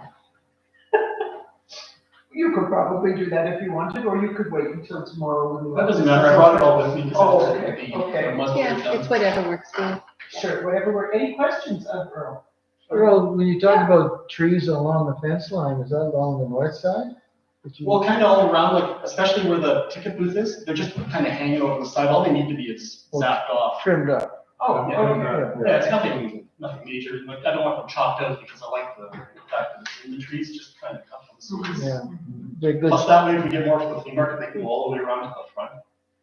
Which, I mean, that's the way it used to be. I don't know when it started that part. Are you looking at expanding on the flea market time-wise, or are you just going to stick to the Sunday? Let's stick to the Sunday, and again, I would run it May long to September long, because after September long, it just went out of nowhere. I had a little run-in with Karen at Relic. She was PO'd at me for not running it longer. And I basically said, well, we went from 30 vendors to 9 vendors in 2 weeks. What's the point? Yeah, that's right, yeah. And if it's not going to, it needs to be a moneymaker, I understand that. Drive-in, you'd run the same, are you talking end of May to long? Yeah, May long to again? September long. Okay. What I learned there was, first of all, September long don't really guys make in because it's long terribly. Okay, Due to families, money we get to split. okay. The only good there was recently dance at the last show, and it wasn't phenomenal, but it was okay. Okay, okay. Other questions? So when I was listening to the village meetings, the previous council, when they were on YouTube, I heard a lot of discussion about what should be done on weekdays. And there was this appetite for other things. I didn't know if the lease and some were saying, let's do this, and I was just saying, I don't get the lease, but I see this as June 1st, but it was signed August 20th. So That's the lease. It took a while to get it signed. We were That was the lease, discussing, yeah. yeah. So if we are still, well, we will be in COVID, like, with this business model, like, and if we were to keep this business model, right, you make more money, we make more money. So what do you think about those? Well, like I had a bunch of people come, they wanted to put concerts in there. I mean, they did do the grad thing in there, which kind of ended up being a big pain to me, but I can discuss that with you if you want. But I basically just used the no, we can't because of COVID. Basically because I didn't know what I was doing. So the drive-in, like the movie stuff was enough. I didn't want to do other stuff. But I've already had Kinets approach me, they want to do a drive-in bingo sometime in May. Sure, I'm all for that, if anything like that. Because I'm thinking if we have a chance to make money off of, like, right now, drive-ins are a premium. I'll totally. And, but I don't know of anything other than videos that happened this year. So if people want to have bingos or church or whatever. Well, people want to have drive-in concerts as well. Yeah. That was what I denied a few of, and mostly because I just didn't know how to promote it, how to do it. And then we're losing money. In this business model, we lose. Yeah. We're already losing enormously on this whole Oh, of course. Yeah. venture. So I don't know how other people feel in that. You don't know how you feel about keeping that business model. But if we were to keep that business model, then I wouldn't want to see opportunities rejected in weekdays, but I don't want to be micromanaged. It's kind of a odd business situation. Well, just my thing is, I'm all for it, but I would probably need help to run stuff like that. So what about you have it on the weekends and then it's available for something else on the weekdays? Well, by all means. Oh, Or Like I how, said, I've already had Kinets approach me for wanting to do a driving big, which is a great idea. And I had talked to you too, we had been approached for a dance recital. For which? A dance recital? Yes. Yeah, and I mean, I just said, we're not sure what's going on, so I just told her to call us back in the spring when they were thinking, and I'll put you in touch with her. And at that point, I guess, we decide. If someone was proposing a concert, then they would obviously have to provide their expertise, their stage, their sound. So Which would be a great expense, I would think. 'Cause I mean, well, did anyone know about the grad or what happened with the grad and how it ran and everything? I saw it somewhat, but what happens? Well, they hired a place from the city, and initially it was Lee Bells that came to me, and he wanted to basically have it like a drive-in, because the only way they could get the space was to run a movie. With me opening concession, and this was the last event, which was September 25th, so I was done with the movies, I got the concession down to nothing. I could have basically done popcorn, there was a little bit of fried food left, a little bit of pop, couple of chocolate, there was nothing left really for concession. So after it got put to their group there, I said then I would charge them $1,000 or $20 a vehicle. Okay. They didn't want that, all of a sudden. That was too much. Yet they paid this place from the city to come out for almost $4,000 to set this thing up, which they did nothing. Gary Berger and I could have done that. They did. Other than the stage, which I think the school did anyways. So they phoned me back, and then all of a sudden they didn't want the movie. I said, oh, okay. He said, well, I'll give you three options here. Number one is the movie I charge, like we discussed. Option two is $750, and you get me and the concession. Option three is $500, you get nothing but the booth for your power. That's the option they took. Plus, I also didn't like that they didn't lock up the booth when they were done. When I went out there, it was Saturday or Friday. I went out there Sunday. The door was wide open on the booth Fortunately, Lindsay had taken the projector out on the Thursday before we got there. Not impressed. Plus, at that time, there was 2 tables just sitting out there. Keep your crap with you, you know? Whatever. Okay. So I wasn't impressed. And then it took a long time for them to pay. Mhm. So, you know, they did finally, when did I get it? October 9th. Okay. So, because I said I wanted everything done in October, that's also, there's a couple hundred still in the account here after we pay each other. It's for a check for the booker that hasn't cleared yet, and a little bit of late fees. Mhm. Okay. So you're talking about a business plan that would still be a percentage, Oh, I don't know, I'm just, he said he liked it. right? I don't think I like it, Mhm. but, I don't know, other people can speak up. It's just that with this business model, the more Earl makes, the more the village makes. Right. So then you shouldn't be rejecting business. No, but I wasn't gonna do things I didn't understand during COVID. That's You know, fair. I didn't And want that's 500 people out there for God knows what. And me getting blamed for it or getting fined for it if it gets out. Mhm. Gotcha. So, Makes sense. so like I said, while I was learning the place and how it worked and with COVID I just said, oh, we can't do that because of COVID. Mhm. But now this year, hopefully, or next year, hopefully, it'll at least be less of a thing. I don't think it will be, to be honest. You think so? I think we're gonna get locked down for. Well, thank you for your optimism. Well, you know, you just watch the cases and it's 5 times as bad as it ever was here, so. I hear you. Yeah.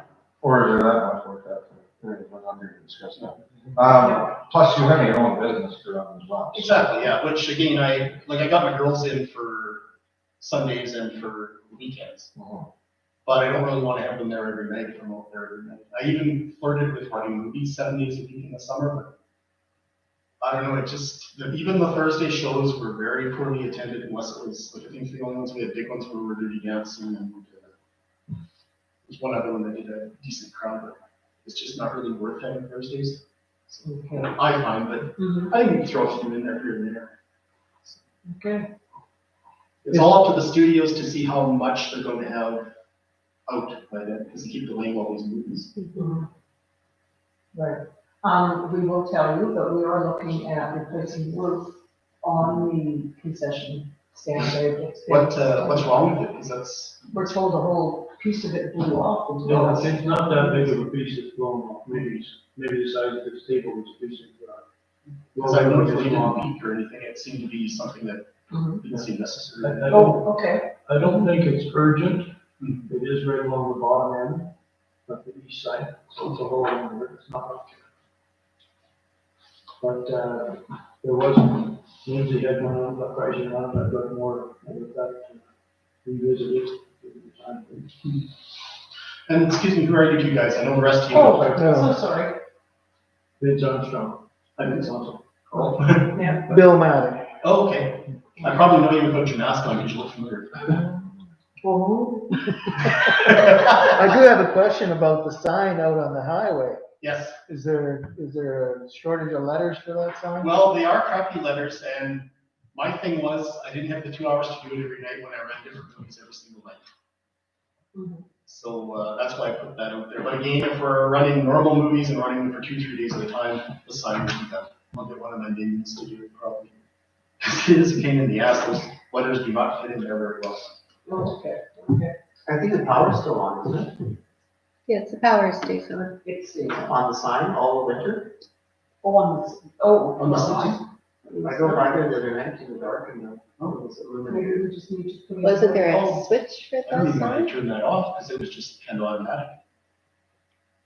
Yeah, we'll check on that, but the power stays on in the drive and they don't disconnect seasonal power anymore. But the one on the, okay. We'll see if there's a switch or something. I'm Any unsure. other questions for us? That told us a lot, thank you. We will, as a council, we're probably going to sit down and discuss this. This is sort of the first time we really, any of us have really seen this. So we're going to look at it and we're going to that you were dealing with. I think it was pretty exciting what was going on at the driving. Sort of one of those places that things were happening. I can't say I got to all, that many drive-ins, but I did make a point of getting to at least one. And Well, it was wonderful. And that's the point, is it's about 99% tourism up there. Okay, Very few locals come, okay. if at all. Mhm. There's a few, I'd say on any given night, say we had 50 cars, I'd say 2 would be from town. Oh, shame on us. Like, Okay, yeah, but that's normal, it's the same video stuff too, like right now, I can close until Christmas. It's Oh. not busy. Same in the spring, but summer, I'm busier than hell with the tourists. Oh, okay. It's just because I'm more of a tourist attraction now that, you gotta come in and get the latest trees. Okay.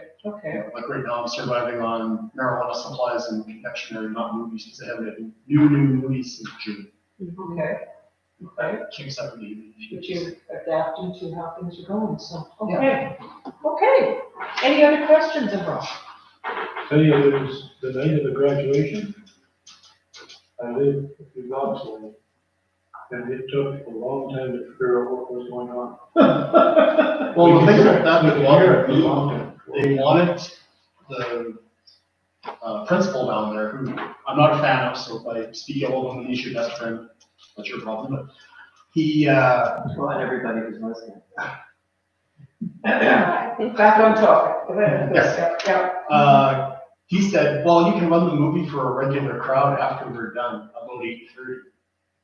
And this is after I'd said my goodbyes, I closed the play's final show, thank you for coming, all that sort of Yeah. thing. So you want me to advertise the movie again and have people wait until you guys are done, and they didn't wrap up till almost 10 o'clock. Yeah. Could you imagine? So it was like, and it was much longer than any movie has ever been. Oh, yeah. Yeah. Hey, it's in my backyard, so I do know that. Yeah, that's true. No, and it was, I was down at the outrageous. store, I could hear that. Yeah, really? Oh, You yeah. can hear it all the time. Mhm. I didn't, well, I'd make this a little political situation, so. I understand that, yeah, no. Any other questions? I think if we are working together again, like we should, look at police. This is the first time I'm seeing this. Yeah, And a business plan, like what do you see yourself wanting to do? So it's clear, because when I listened, and I know you said COVID, but when I listened to those previous meetings, there was a lot of pushing and pulling about, what should be happening in the weekdays. Mhm.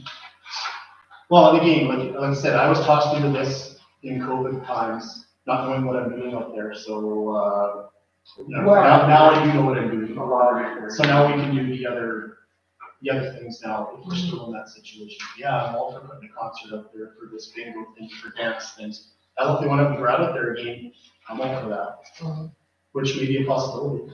And it worked pretty good, but it looks at how they set it up. I think they had 36 cars and just over 100 people. yeah, they had people. Yeah. I know People somebody sitting there who watched talking. it from behind the fence. Sat in his car and watched it from behind the fence, but, yeah, okay, well, thank you. Or we change our business model, like to 7:30, and then we just do, you know what I mean? Like, I think we need to. Talk about it, Yeah. or just lease it to you, so much a month, Yeah, something like that. and, whatever. I'd rather do a whole that way, like say in May, for example. Well, if you guys want like, say $1,500 for May, I have one show, not gonna happen. Mhm. But July. We could probably look at the year, Yeah, so it's at better to least look at a year, so much. It's basically a 4-month period. So, Yeah, yeah. is that better? And again, if I would have shut it down 2 weeks earlier, we would have had an extra grand. Yeah. But again, it was a learning experience. Well, and if you had a month of really crazy awful weather. Yeah. In June or whatever, that affects it. Well, and that worked out good too. We had basically 2 nights that it was raining and otherwise it was You had a beautiful. good drought, yeah. Yeah. And it worked out good that way. Mhm. Speak to September thing there, this September shutting off like a light switch like that, was not typical. Being a tourist, like, industry kind of thing down there. It slows off, but not like that. And this year was just crazy after September long. September long, everything closed up and yeah, you're right, it is It was a unusual. ghost town down there. Yeah, The first I of noticed that too. September. Mhm. Well, I noticed that most of the flea market, because we went from 30, I think it was 30 on was either the week before September long or September long, and then the next week there was 9, so. Yeah, I mean, a lot of people came, but there was nothing. no, Like, was the it same dropped, ones it every dropped year. off unusually, yeah. Were Much, you- much quicker than normal. You Were noticed it as you well. thinking that we needed a group of, say, a couple counselors and girls to sit down and go through this contract? Or were you Revisit. looking at it We again? can, like, it was basically, they just took terrace and I think it was just terrace the next year. Yeah. Yeah. But you're happy with the way it is too? Yeah, I was fine with it, you know. Okay. I mean, it's pretty standard, there's nothing really fishy in there or weird or anything, it's just really nice. Really, what's Charles? What's that? Charles. The equipment. Chattel, that's I your. know, okay. Yeah. It sounds weird. Oh, Oh, any, That's legal talk. that You is. said there's nothing weird in there, I thought, well, Charles. So, Okay, in this sort of document, it's not legal. well, okay. Anything else? Do we want to look at it as a council? Do we want to discuss, rehash it? What we're gonna do is because we haven't seen it. Great, yeah. And we really haven't looked at it. So we're going to look at it, if I'm in agreement with you.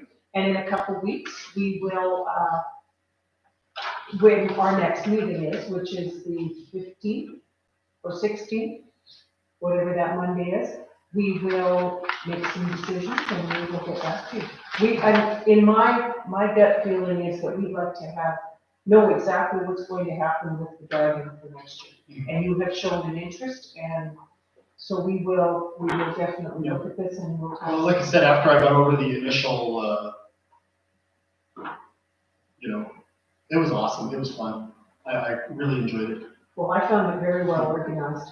And- Yeah, I happened on a really good staff. I had 3 really good kids just kind of out of the blue that kind of came to me and did it. And my fry girl was good, and got Jamie with you on board. He was great, and he's such a good person. He's a PR person, Yeah, he's a PR, public he's perfect, person, yeah.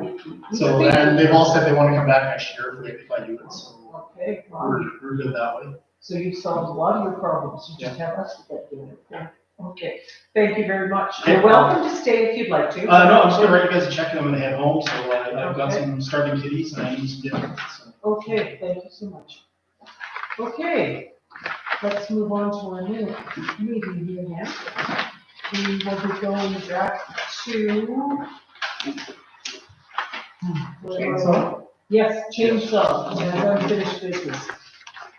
Why should I make this out to you, officer? There was Resort a damage of Manitou Beach. chainsaw committee.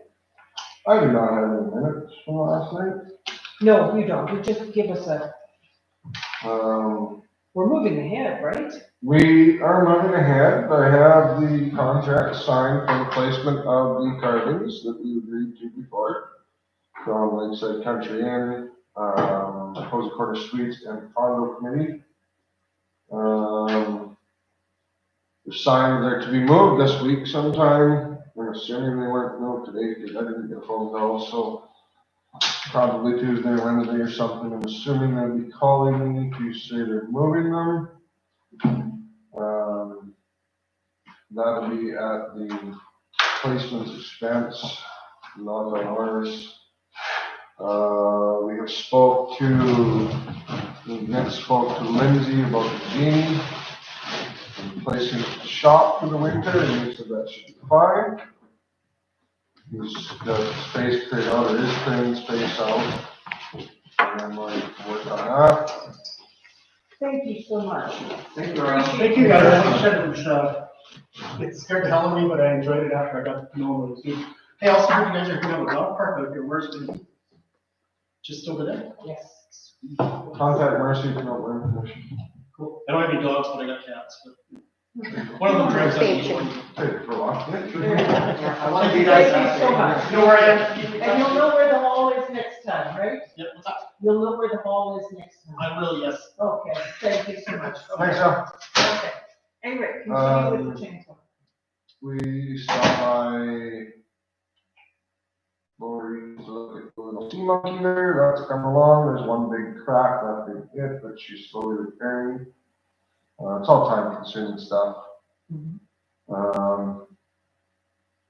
What else we got for you? Don't have a whole bunch, yes, we have to put forth a proposal, is it? For a loan. Which, The change, I can background somewhat. yeah, you know the wording, but. Well, no, not really the wording, but the chainsaw committee has nothing to No start seed with. money. Okay, and they're just looking at basically some seed capital to be able to get off the ground, because they need to purchase some logs. And you have to have logs that have time to season and be ready for 2021. Because what we got from what we had last year, or the 2019 was so green, that it hadn't been seasoned, and that's why it's become such a job trying to get these things ready to be able to even, to be fixed, because they were broken before they even went out. So they just need some seed capital basically as a loan to get moving and progress from there. They're establishing a fund or a sponsor page, or getting a sponsor's package is what they're getting set up with. They'll start that in probably March, and as soon as they recoup the amount that they're asking for, it will be returned to them. So when I went to that meeting 2 weeks ago of the chainsaw, you guys were talking about selling some sculptures, which ones were those? The cannonball in the compound, decommissioned ones around the beach that are no longer savable. Yeah, Buddha, the Buddha. one beside the Burger Boy, and the one at Camp Easter. So how are you gonna do that? Probably those particular ones will go to the Google auction.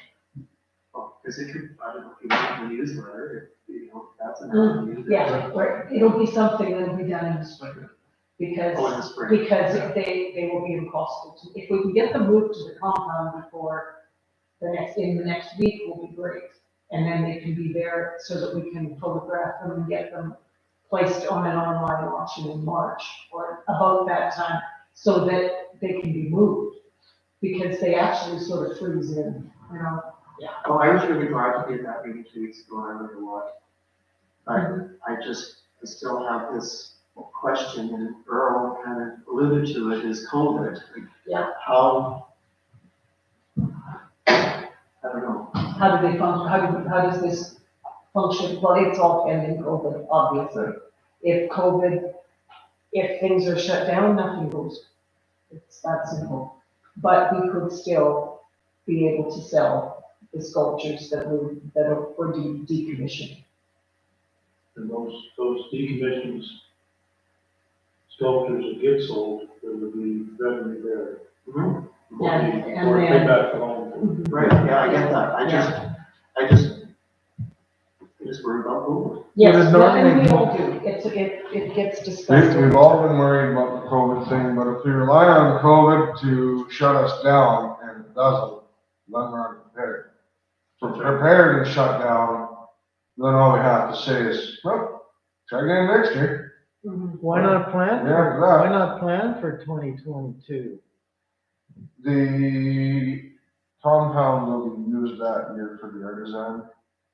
2021 is the alternate year. It's the even, for the odd number of years, it's been the chainsaw carvings. Symposium. And then the artisans are there in even years. 2023 then. 2023, we are planning. You know, then your wood would be dry. We have some wood lined up, I just got word today, so Ridiculous. Okay. from what I understand, is we will be going to look at it Thursday. We'll probably won't get it actually. Is that the Carrot River? Well, that's, No, at that a one- beach. So, Yeah, both of the ones that we were looking at turned out to be non-existent. They weren't what we Last one? hoped for. Yeah, it was nothing. No, they don't even keep that stuff in. Never, what they have is. Jesse That's Weber correct. attended the meeting last night, and he is invaluable because he just has the connections that we don't. So anyway, and the next meeting is November 15th, which is a Sunday, Yes. here at the hall. And if you don't remember and you want to attend, Mike will definitely call you and remind you if you would like to be there. Usually it's 7:01 when you're already supposed to be. So- At least someone did call me and tell me they were coming. So what is the loan request for? We haven't said. Oh, go ahead, Mike. The loan request would be for $500,000, no, I'm kidding, for $3,000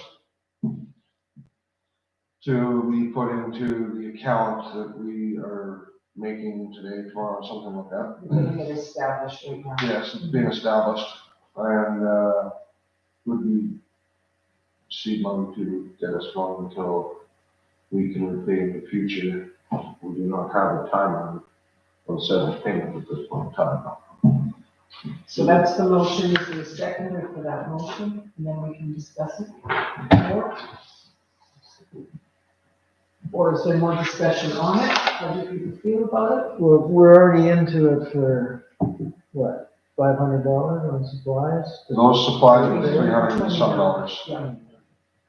To fix the sculptures that were, Fix the established, basically that's to go to the prior committee's problems that were left to the new committee. We are essentially a whole new committee started to take on a new event stemming from the old event. yeah, that covers it. Yeah, and it is, you're right, it's not the same plan, it's not. It's not the same progress, it's just, we're taking over the situation, but technically it's a whole new format and everything is completely different. So Well, maintaining the same. in reality, we should be able to recoup our loan from the sales of these. One That would that think is, we should be that is able the to, whole, yes. yes, that is the whole. Mhm. And then with fundraising, and looking for sponsorship, the committee is hoping to get, some more startup money, you know. Well, we need to put an end to it. If we get this loan out, that should be the end of the story. Oh, for the village, yes, Yes, exactly, Because yes, that's our That's whole the aim, point of this. That's is to be free of this. exactly, yeah. It's no longer the village's, So there's a motion. I've got a motion, So I've got that we lend the chainsaw committee $3,000 in seed money for the new chainsaw event. Change it as you like. I was just trying to pick out words as you were yeah. talking. That's the motion, is there a seconder? Yeah, it's, Okay, Vince is the seconder, Who is the first? Mike made the motion. Okay. Yeah, that, it would be considered a startup seed capital, right? A startup seed, yeah. All in favor? Opposed?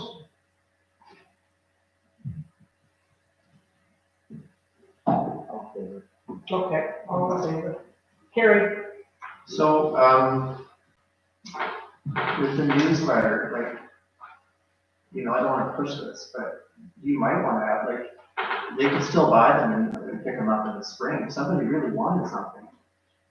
Yeah, Yeah, that's they what, might want them just the way they are. Yeah, we're not going to be doing anything to the ones we're selling. They're going strictly to the auction and what they come with. to auction, but they will be, it'll be an online Yeah. auction. That- it'll be We're going run to through the an Google yeah, auction. this is where it's, Yeah, and it'll be done through an independent group like McDougal or auction, something like that. likely what we're leaning towards going to. They have a broad base.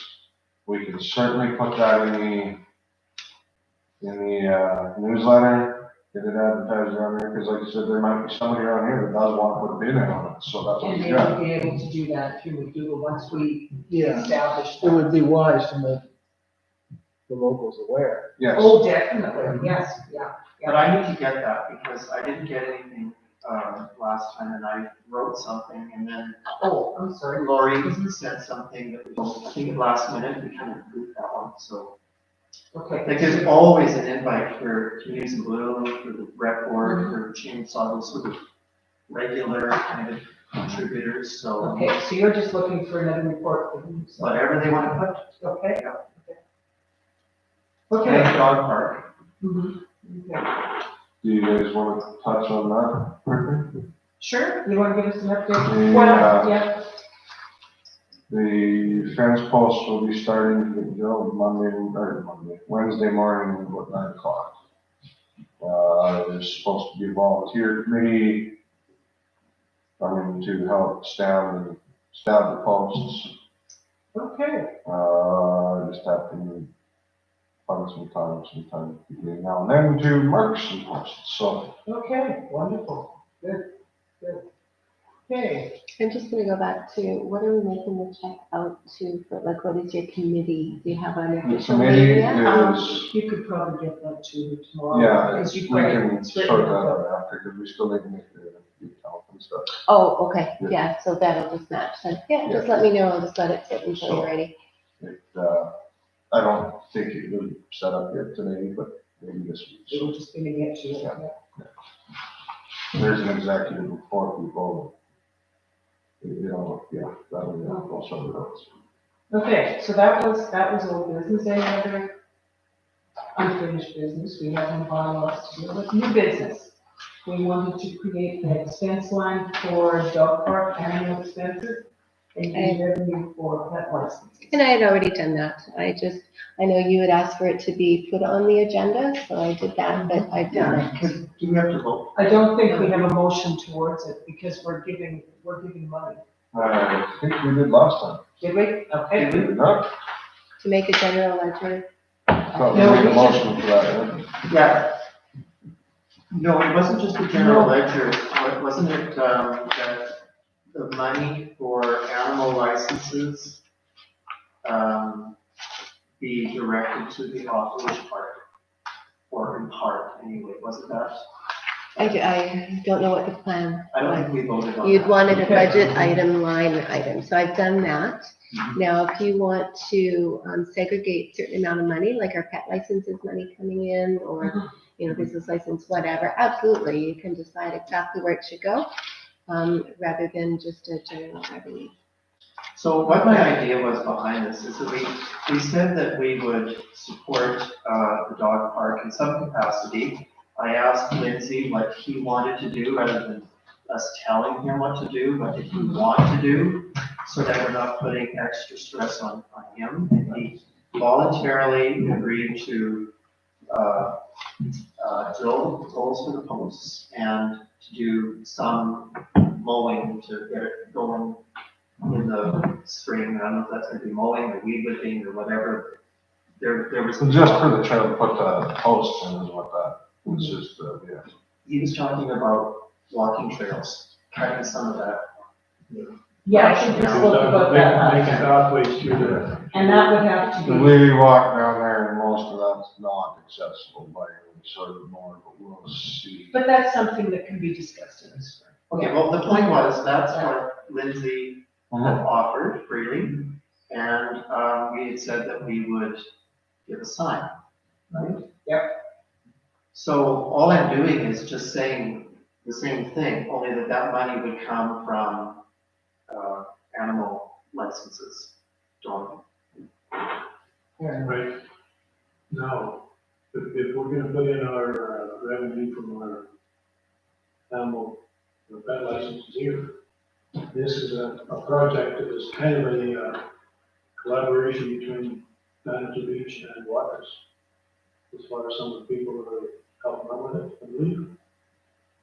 Are we looking at? It's like on the committee, you mean? Committee, yes, Yeah, Marcy's the chair of it. right, Yeah. but, There's watchers people that are interested. Yeah, there's one from Watchers, one from Drake. I'm just wondering I don't know if if we you can, have to do if we can expect, or should we expect any contributions in that respect as far as the maintenance and, I guess that's. or is it going to be user pay where you have No. I you know, don't people see that that. want to use it? Public access. It's public access, yeah. Yes, I mean, that could be something to bring up to but that a donation committee. box or something like that. Yeah, And if that particular dog park committee wanted to go to the council in Watrous and ask for a donation, that's totally within their rights, and we'd like them to do that. Yeah. But that's not something that we're gonna have any control over. No, I don't know. I guess I was just wondering if that has happened or if it was. Yeah, But I don't know. So you're saying that we would use the pet license money to do signage? Okay. Do you want that to be your motion? I'm not sure about that. Okay. Do I have to decide that for more discussion, or? You could make the motion and we could go from there. Because my intent is that, and I'm confessing yet again, I have not got a dog license here because I was not satisfied with the fact that the money wasn't designated to an animal issue. Because in the city, you buy a pet license, it goes to, the SPCA. And so now I'll have to get a dog license, because there is an avenue for that to be spent in kind. And that's all I'm saying, is that, rather than our animal licenses going into general revenue, that they go into this budget line, and that the off-leash dog park, maybe somebody else will come along and say, here's an animal cause, would you validate this? But then it's also that's the cap, so that, if let's say we only make $500 in pet licenses, then the sign isn't gonna cost more than $500, because that's all we got. What sign are you looking at? Just a sign on it, or a sign Create a to it, sign. or whatever, that's the type of. She had the rules, remember she had the proposal, the rules? I assume that would be on there. Yeah, so so we just did, what we're saying is that we're going to designate the licensing to the dog park To sign. animal issues like the off-leash dog park. Okay. Not necessarily only the sign. Right. Yeah, Okay, continue, the sign will be first. Steps. So it will be Well, that way. yes. Okay, is that? Deciding if we need more posts, Well, right. because we need another 100 posts or something. Well, signage is what we said we would go for. Yeah. Okay. Well, and that's sort of my intent also, Mike, is that so that caps it out, so that if we have $500, then that's it, that's just no more. Okay, just so I'm clear, that we dedicate pet licenses fees to animal issues like the dog park. Is that? And And we'll you're always making have a that- running total in that particular, because you created a new GL for it. Just for the expense, Yeah, yeah. but we We've will always always- had but you have to be careful. You might want to just kind of set aside, because at the end of the year, those are all cleared out, right? Your budget's done and you start a new budget, new year. So it's not like we know we collect that money. So we probably would want to end report or something, or think about projects and things within that year so that it's in and out within the same budget. Because once that budget's So gone, that revenue is This gone. money should go to them before the end of the year then. Well, it was This would be budgeted for, so I don't know Or- right now where that Are we money doing that is. this year, or we start Well, in January? we create that in our new budget. In January, okay? So there's zero on that line right now. It's not, Well, it's in general revenue, so our budget that we've had before, there was nothing for expenses like this. I think probably if you have specific dollar values, there's nothing wrong with asking council for pitching in for this, correct? So, It's not me to do it. yeah, I yeah. realize, yeah. What we're but saying that come in what- with the what- dollar value, so you know, it's just some money. What we're saying is that the fiscal, I don't know, I just feel really satisfied knowing that your pet license goes to an animal issue. yeah, that's wonderful. Okay, At the same time, it supports, yeah, and we have a project specific for that. So And that was maybe the that motion. won't be needed, which would be ultimately. That's right, well, there's signage and. don't screw up my motion. Okay, so Yeah. that was the motion. Do we have a seconder? Someone want to second that one? Okay, all in favor? Okay, So at some point then, is the committee, You better By the talk. sign? Yeah.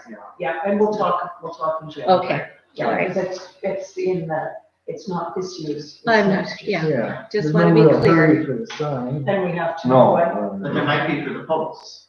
yeah, we have to For see the what, signpost. we have to see what we get. But it was just a For, sign. we have to see what we There's a get. signpost up there. Okay, There is. we don't know what's even coming in for licenses yet, right? We have an idea, but that's. The dogs keep coming. That's right, Okay, okay. like the roll, ready to start. Right. Number 2 under new business was that the lunch hour and. I had council will review what they want. Mhm. We Yeah. decide that's all So it is that is. something council wants to do, or is that something that the HR is going to discuss? We, Meeting. we have a meeting Wednesday morning, so Okay. we'll So include let's- that in our discussion. So let's table that for that, for new business. Number 3 is sealed truck tenders. Did we receive any tenders? Yes, we do. More than one? Oh, yes. Okay, good. Does anybody here have a, what's the word? Anyone here declare pecuniary interest? You need Yes. to do that. I put one in. Okay, Right. You're you- declaring. then you need to leave Sorry. when we go through. That is okay. Okay, I yeah, wonder where he's going. yeah, we know. I hear what to go. Okay. Mm, Thank you, we'll come and get that right away, don't go far. And, yeah, so we've got 1, 2, 3, 4, and 5. So somebody wants to take over opening. Oh, boy. Who's got the letter open? We don't. I didn't bring one in. Let's just open it. Okay, so Mayor Poppy is opening the envelopes. Oh, goodness. Bless his heart. So do you want, do we discuss the amount? Or we just look at the, yeah, there we go. I guess that's who's Yeah, let's do that. We just have some very pretty artwork that we're looking at here. There we go. Yeah, it's- how much is that?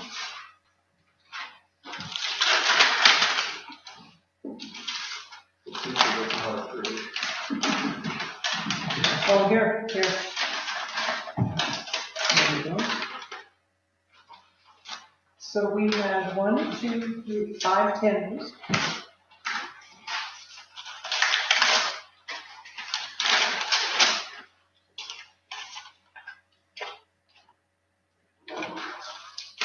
Alright. Return address on it. That's that one, yeah, there's nothing. I didn't put out, yes, I know that guy. Yes, I do. Oh, here we go. There. Okay. So we have some. Gentlemen, we've got one right here.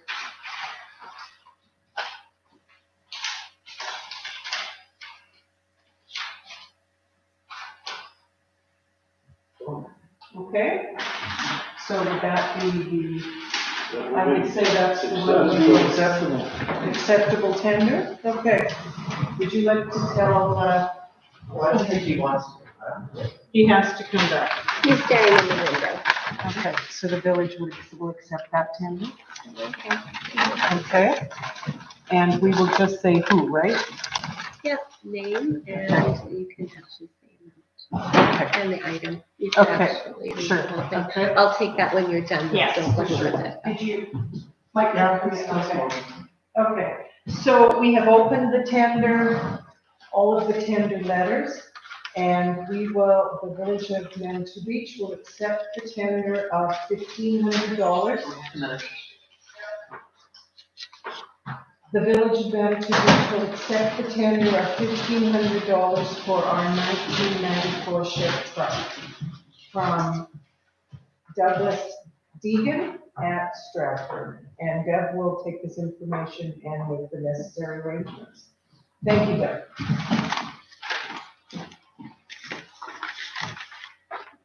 Okay, yeah, that's our first time doing something like that, then. So, we've got the seal. Keep those ones. Yes, yeah, I'll give them back. Yeah. Okay. Okay, I just want to go run past that again, because the RVMB, of course, it'll be longer. Reward the tender to Douglas Deegan for $1,500 Yes. for the 1994 truck, correct? Exactly, yep. And who's making that? I'm gonna get that to you. Copy and you can check. Here are your envelopes and the other. Probably have to keep those for a while, right? Pardon me? Well, because he could change his mind. Okay. I thought it was $1,500 for the power line. Just the label. Okay, on the new business, our next one was the porta potties. I've had,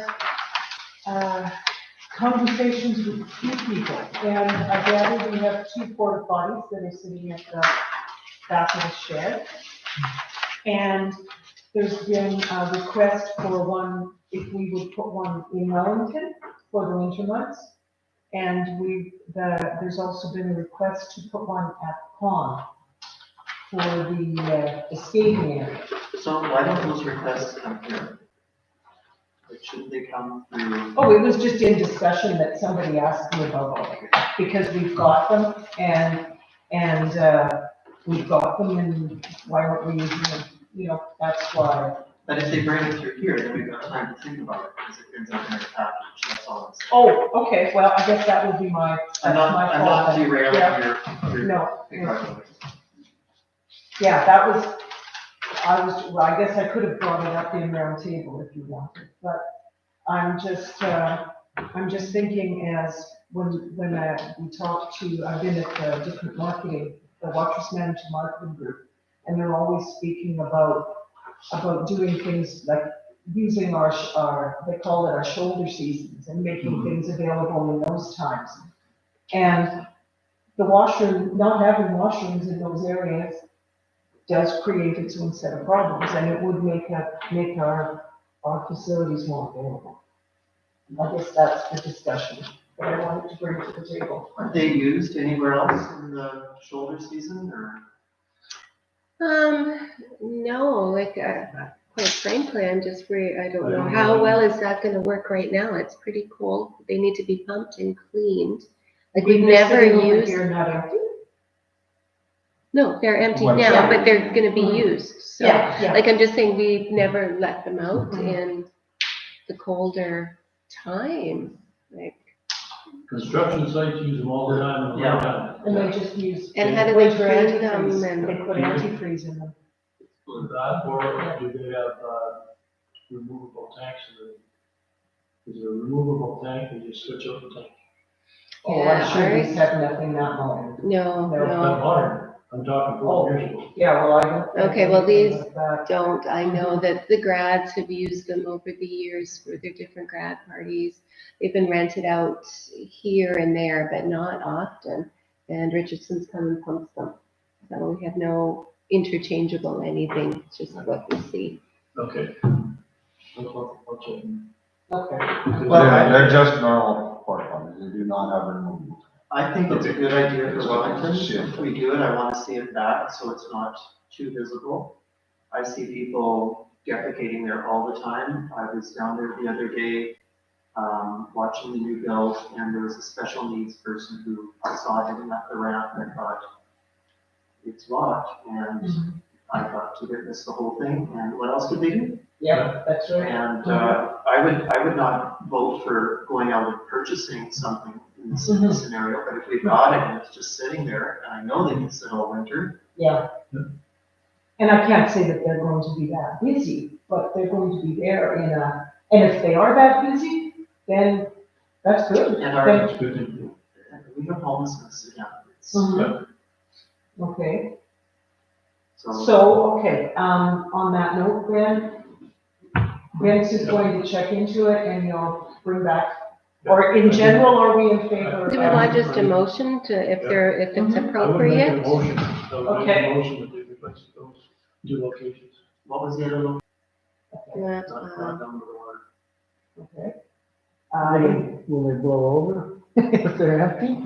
Well, somebody will push them over, is what they used to do. That's easy to pass. Or that.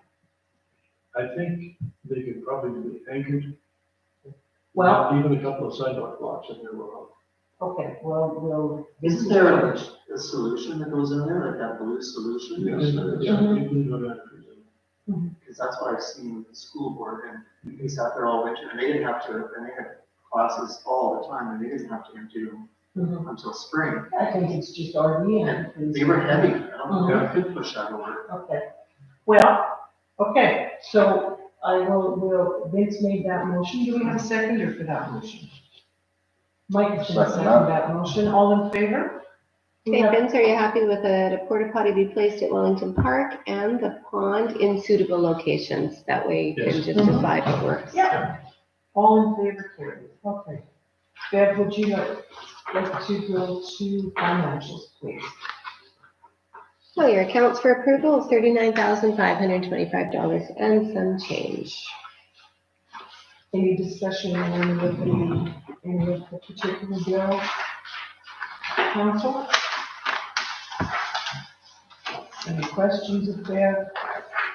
Well, I'm happy to say that Elise entered all of these, so I have, if you have any questions, I'll have to get back to you.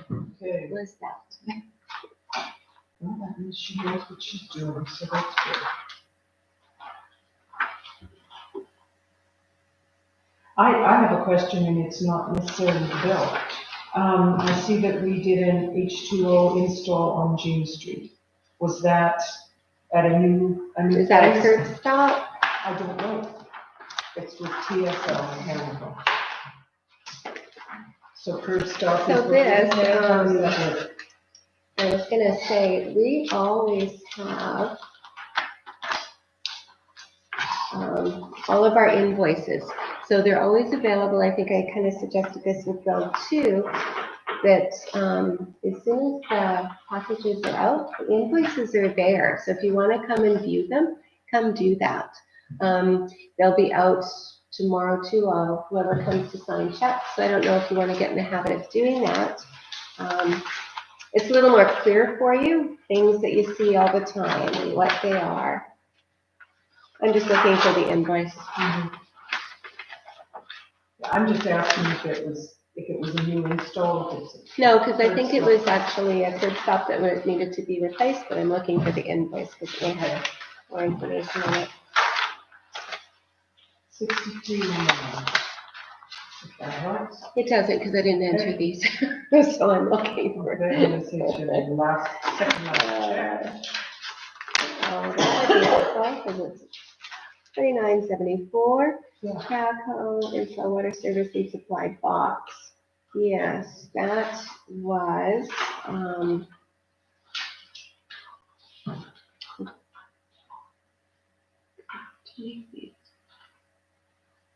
one of the, I can't think of the addresses. What is the bottom? That's 100.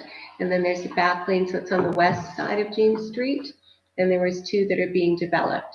One had a curb stop, the other one didn't. That's what this is for. But I can't think of the address. Okay. So is there not an address on the invoice? No, because they've got 309 Cumming Avenue. I remember this and Elise said, what is this for? Oh geez, we don't even have that. Emerson Avenue came up next. And I talked to Lindsay, we can call him, he would know exactly because I called him to ask. So and TSL created that invoice.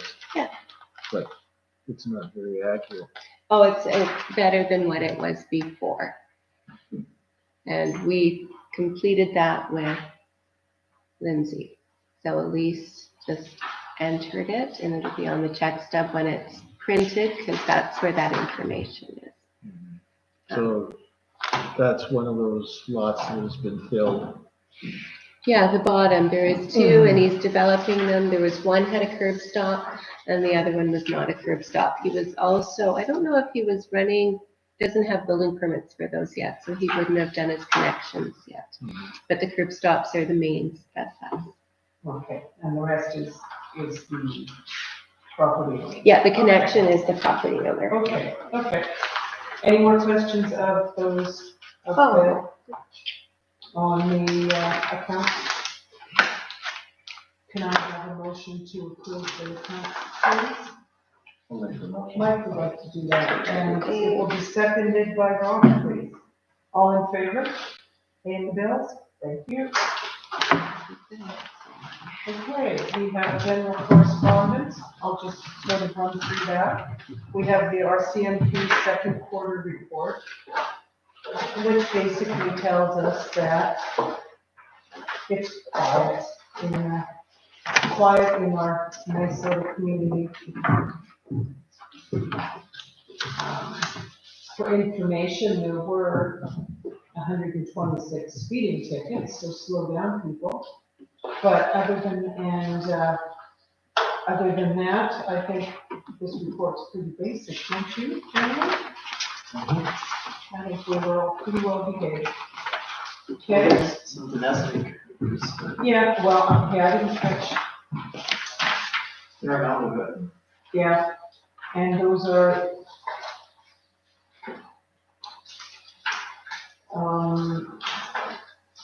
I think maybe that can be, there were 21 911 calls. And that is a 4-month period. 3-month period. So that means we're all being made pretty much, eh? Okay, so we have that one. And then we have all of these REACT meetings. I'm noting that nowhere is there a representative from Manitou Beach, and nowhere are there regrets from Manitou Beach not attending. Why would that be? And that's from January, February. Did we not have a representative? We did. I'd have to look at the old, We've got January, now who I February. did. Was it you? Right? I have a feeling it might be, but I haven't heard anything about it. And this is kind of unusual. We've never seen so many all at once. And I think they were maybe giving some history for all that urban's coming up with new council. Because I've never seen this, and they've got an AGM coming up. You would have gotten that email today. Because Elisa discussed it with us. I've seen, yeah, some flyer or something from. It'd be an AGM meeting. The general meeting, yeah. Oh. Yeah.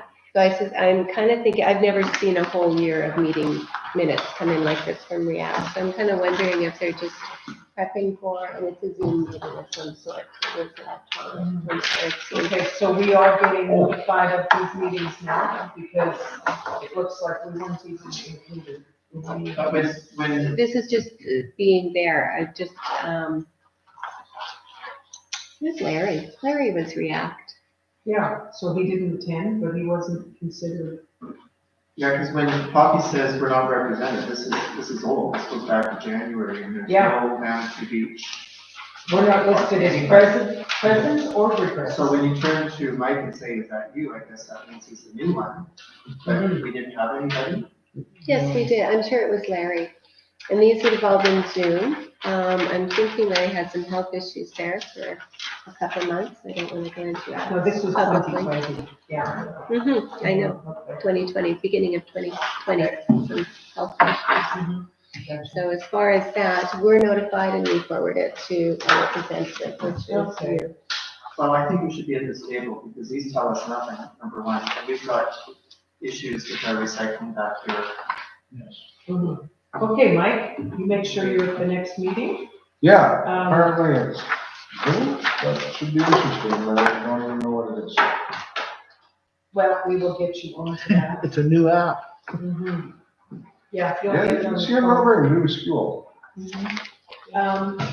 No, this one says that it was at the Leroy Scale House boardroom at 9:30 on Wednesday, August 19th. That the board meeting was held. So I guess we need to make sure that you're being notified. That's the biggest. Well, you thing. just missed one. Wednesday, October 21st, 9:30 a.m. Okay, so there was another one that we weren't told about, right? Yeah, there was Well, another. if we're getting it, we forward it to you. Okay, so And would I'm you make, just would you wondering- make some? Just got an email today. I know that. I saw the AGM. December Now, 2nd, yeah. like, But we you're are. not I being- saw it, we forwarded it to you. You've Yeah. received it, right? I've got it. We've Okay. had a lot of issues with spam. We check our spam. We've got all kinds of things. So going back, you will be notified if we're notified. And we are on their mailing list, absolutely. Okay, well, my point is that nobody's represented us all of this year. So, Mike, you're going to look after that and make sure we get to these things. And we'll add you to the next. Thank you, thank you. Okay. I see a letter from Jay's that they've increased they've adjusted the rate to 2.6%, effective November 15th. And we have two commissioner, Do we have a term agreement with them? I'm sorry, with Jay's? Yes. Pardon? Do we have a term agreement with Jason? We just, no, we don't have an agreement. No, we just have used them for ever and ever. We have, and they bill us for the big amount. Okay, and then we have Yeah. two bylaw enforcement reports. We've got one from October 14th.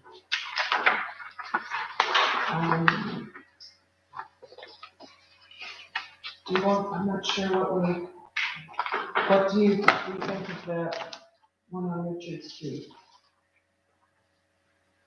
Isn't that one resolved? It is. Is It it seems to resolved? be, yeah. Okay, okay, and then, And they've taken, yeah, I've already discussed it. It's partially built already.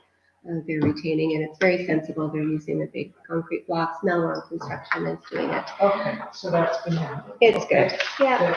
So then we have one from October. I just interrupt. Yes. So when it comes to something like that, there, who's responsible for the retaining wall? The lower person, the upper person?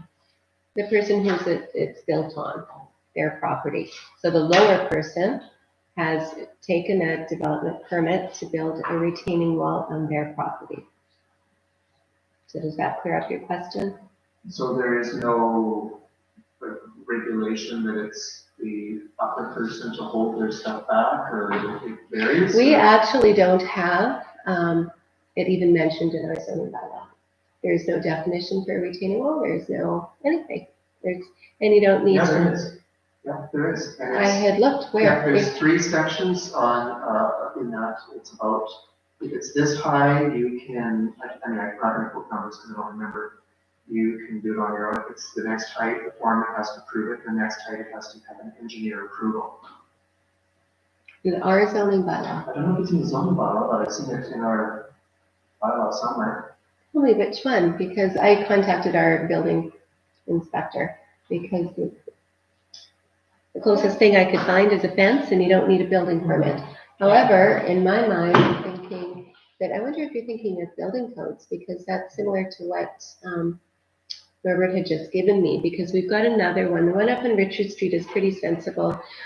Belra knows what they're doing, and what they were doing is building that up, sloping the grade so that nobody is flooded and she's not going to fall off the edge of her property.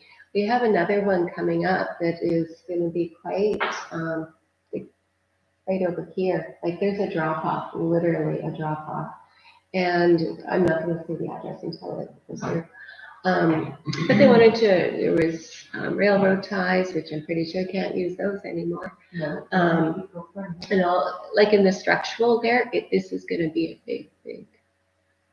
Retaining wall. Here's, Yes. It's not here. 4.2, 4.1 is related. It's not what I'm looking for, but I took a screenshot of this for something else. So that might be the first place to look, 4.2, 4.1. In the zoning bylaw, I think so. 4.2. Anyway, I know I can find that quickly. It's just 4.1. related. It's not the answer, it's just related. Oh, okay. Well, and I couldn't find anything, so I mean, I know that this is going to be holding back a lot. This is actually quite important. So I contacted Norbert. He had given me a bunch of building code regulations to follow with that, so I was able to follow up with the person building this, and I left a message with the contractor that's actually going to be building it so that we can go through. And so it was good information that I've tucked aside so that we know exactly what these retaining walls need to be. It was included in the permit Pardon? application. The retaining wall was included in the permit application.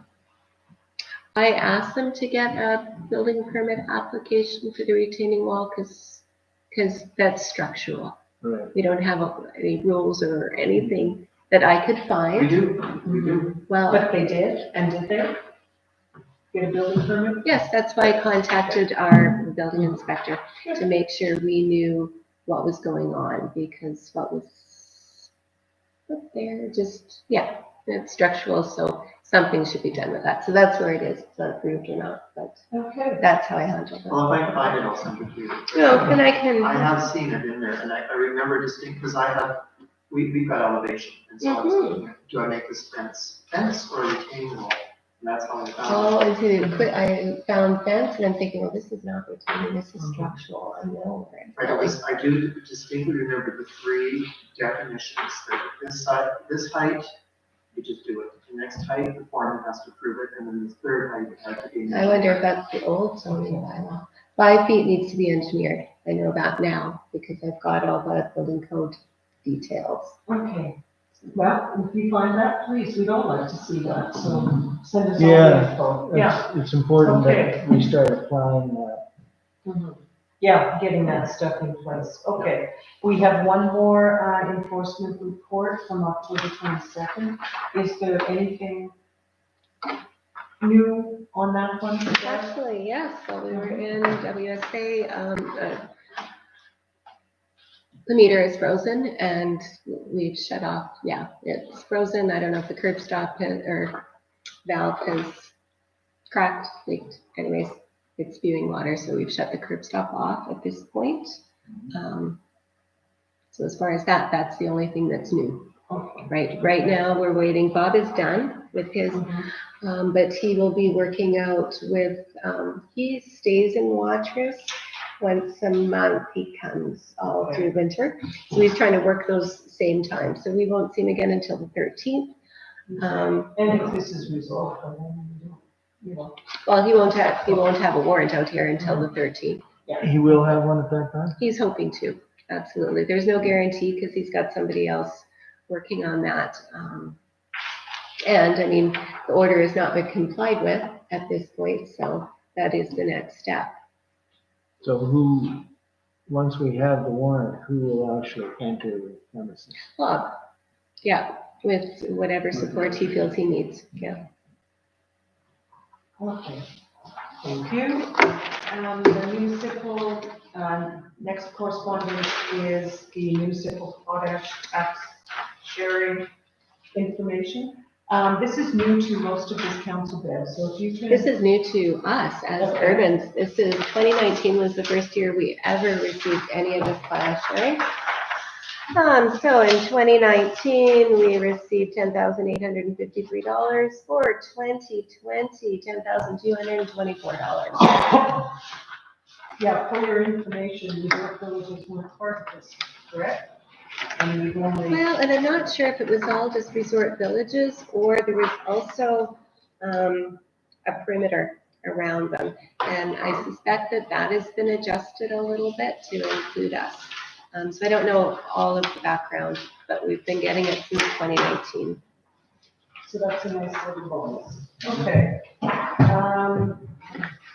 The reflections, number 11, was the reflections project. I just wanted to give an update financially from what I know from that. It is all pretty much bought and paid for and done.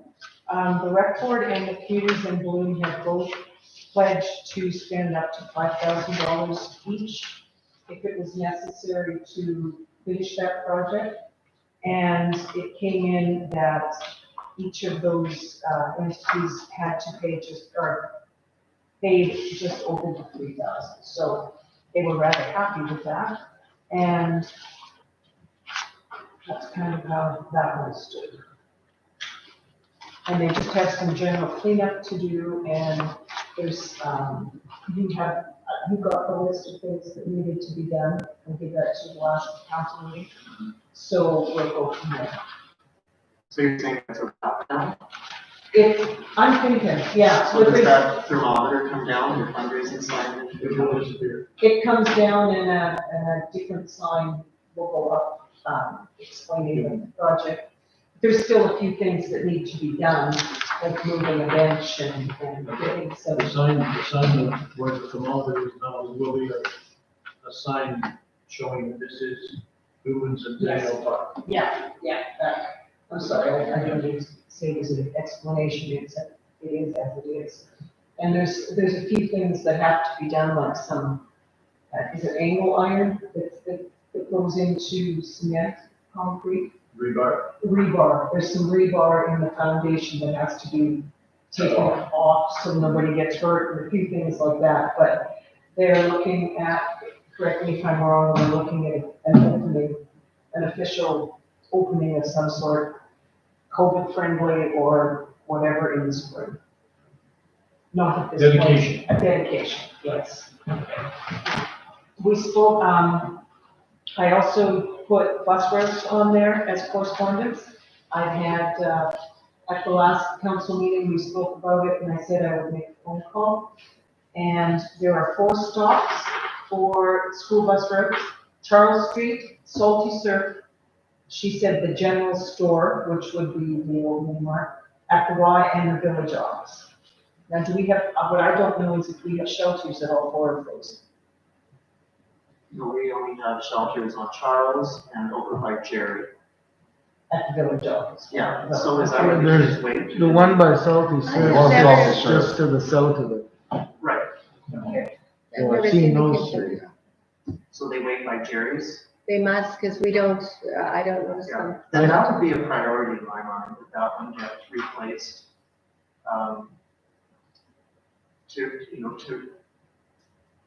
To repeat what I already found, the one by Salty Surf is on Vera's garden lot, and, it used to be, That was on Orleans. what's that? One of the Salty Surfers on Orleans. Oh, whatever, it's not where it's supposed to be, it's, Is it the best spot for the kids when does the bus pull out? I told you this, Yeah, it was I'm all sorry. moved. Okay, Didn't I go through this last time? yes, I'm I did. sorry, you did, yes, you did. When the berm was getting built, they moved it into Wellington, and it sat there for a year.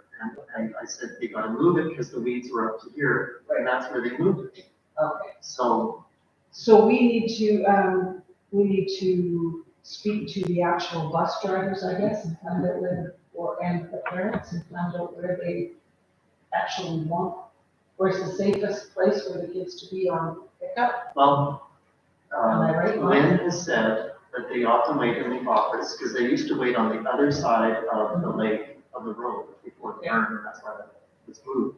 Okay, She says they often wait in the office, but she said if there was a shelter in front of the village inn, then they could wait there and be accessible, but I'm hoping that none of those shelters are gonna be retained. I mean, if they do, they need a lot of work. we have to have something, I guess we don't have to have something, but I think we should have something. Yeah, I saw kids, at least one kid getting picked up in the one by Jerry's place. You know, obviously, it was Yeah, one by the office there. I've seen the kids stand outside the store. okay, so there's no shelter there. No, No, they just hide on the deck. When we were open, they would come inside. Yeah. They're more welcome to come inside. But That's right. most of it was, I mean, they knew the bus pretty good. They literally show up just in time to get on the bus. Yeah, yeah. Okay. yeah, so do we need shelters? I mean, We probably don't at the store location because there's really no kids being picked up there. Okay, Charles Street. To my knowledge, unless there's some minutes, but. Mhm. Yeah, I I don't know mean, about so you Charles. used to get picked up where, there is 2, I guess, up the hill. There's 2 little ones, behind the spot that usually, that did get picked up. I don't know if At it's the still there. store, okay. Charles Street, well, Dakota will be on that bus for sure, right? no, Dakota's She comes down. to salty that- surf. Okay. Okay, well, I guess we need to talk to the bus driver, and is that the best way to go? Yeah, I almost did the other day. I was coming back from Lanigan, and she was right there, and I thought I should just stop and ask her. What is the need? Is there a need? What? Because I sent an email and this is what they sent me, but they didn't give me any more. They just said this is where they were, you know, so that's. Well, what if we take all the bus shelters away? Because they look awful and they're falling apart. And then see what, the parents want. Get a reaction? I don't know, I wouldn't have to react to them, I'd rather. I think it's important, I mean, Yeah, somebody up first, high is before gonna we be take it sheltered. away. But we're trying to get this information. I don't know how to get this information. I asked Ally, and she said that it only gets, I sent you that text. And she said, they only get used on the coldest days. She said, I wouldn't bother. I think we could put an inquiry into our next newsletter, Okay. asking for. That's a good place for it, yes, put it in the newsletter. I can see the one up right there, because you use quite a bit, because you are right up in the way. And you need the Well, I wind guess I shelter think out it's there. when it's past that, so that at the end of the day, I don't know if it's in the morning, but yeah, at the end of the day. But you're right, it's up and it's windy and, yeah, you can get out. No shelter there at all. Well, they need to be sided or, I don't know if that's. They are, it's up. Well, the plexi that's on is all yellowed Yeah. out too, so, rather than using plexi, and I just forget the name of the other product. Chloroplast. Like You can some, get one. Lexan, Lexan doesn't yellow out. it's not cheap this year. No, it never was. Plexiglass and Lexon was like. Okay, so what do we want to do about that? Because of all the COVID stuff. Yeah, huge. Maybe communities in bloom or the rec board wants to pick some up. I don't know. I don't think they've got, it doesn't fit communities in bloom. No, community in bloom, I don't think. And they're it's their, good. I'm and not sure rec the board, record's it's good not enough. recreation, You can- it's. We might be able to contact the recreation, the rec board, because there's, to be a little bit lined up on what was earmarked for the reflections. We had done there. Okay, well, there's It wouldn't hurt to send a letter, anyway, go to the rec board. okay, All of you. would you like to do that? Would you like to bring it to the rec board that we're wondering about using those, shelters? I know at one point, one of the shelters had gone down to the pond. Because it appeared that it wasn't being used, but it had to, but as soon as it went to the pond, then it was leaving. And it had to go back. Really? So, Ready to go to the front. It was probably the one that I took from the store and put it up at the top of the hill. I'm assuming. might have been, I don't know, And I think for whatever reason, it went back there but last there's year. nothing that was going on there. Yeah. So- Yeah, Anyway. I think, I would say with great confidence that the ones, So who uses it? the ones on Vera's should go somewhere. It should go. It needs to be It replaced. needs to be repaired badly. It's not doing anything there. It looks terrible. It should never have been moved there. When I asked for it to be moved, it wasn't from one bad location to another. It was like, get it out of here. But we do need to offer that, for the kids that are walking any kind of distance, if we're offering them shelter on the top of the hill, we should be also offering them. And it's always gonna be a moving target. Yes. We're required. Yeah, because yeah. Kids are gonna come and go. Okay, so if it goes into the newsletter, because right now they're probably all frozen in already, but if it goes into the newsletter that we're looking for input on those, is that okay? Attention parents of school-age kids. Yeah, we're looking for input on the shelters. And there's the 4 places that we go. Okay. Anything But else? again, the one at Vera's should go. Okay, And before it is frozen to the ground, because it's not even a play space anymore. It's just garbage. okay. We'll be the first one that goes in for rehab. Whatever. Take it in for rehab, yeah. If Lindsay's got time to move it, I'd say get it out of there. How does the rest of the council feel about that? It's not being used, there's no point in being there. That's right. Is that the way everybody feels? Would you like to add that to Lindsay's? You might wanna talk to Lynn if she wants that, but I did talk to her. if she's fine with them being at She her said place. if there was one in front of the village gym, but if we move that in front of the village gym, it has to be repaired, because it's all. It might not move anyway, it might fall apart the minute you touch it, right? Okay. So, council discussions. Okay, I just wanted to back up here. You just Okay. want it repaired, move and repair, because it'll go somewhere? Is that the Well, why idea? doesn't Lindsay decide that? Because if she tries to move it, then it's not worth repair. And then it falls apart? Okay. And then it'll go into the newsletter and we'll see what, parents of children have to tell us, and then we'll go from there. What's the, confidential for the handicap on the city? Sarcan, or not Sarcan, Interlake, yeah? Is that project, building something like this, is this something that Interlake would take on? No? I don't think so. I know what some think they have communities any- should do. Yeah, I don't think they have any equipment No for construction. that technology, no. I don't think so. And Okay, that was the shelter by the salty surf, right? I want to make sure we're taking the one away. yeah. Mhm. Okay, I think what's gonna happen there, and I don't wanna speak for Lynn, but I think it's gonna be like a store, where they're in her office on the cold days, and Stand under the wind. Yeah. Mhm. like if Lynn's gonna take them in the office, and they're mostly her kids anyway, rather than sitting in a brand new thing in front of the village gym, it's brand new, they're still gonna be in the office, so. mhm. That's the point. Okay, During COVID, they're not gonna be able to use that anyways, I think. Well, it's. and they're all cramped into her office, and they're all masked on the bus, so they do, yeah, they'd be masked in the shelters. So there are 5 there. Mhm. There's 5 kids there, so. Okay. Okay, so I think we've handled that. We're okay?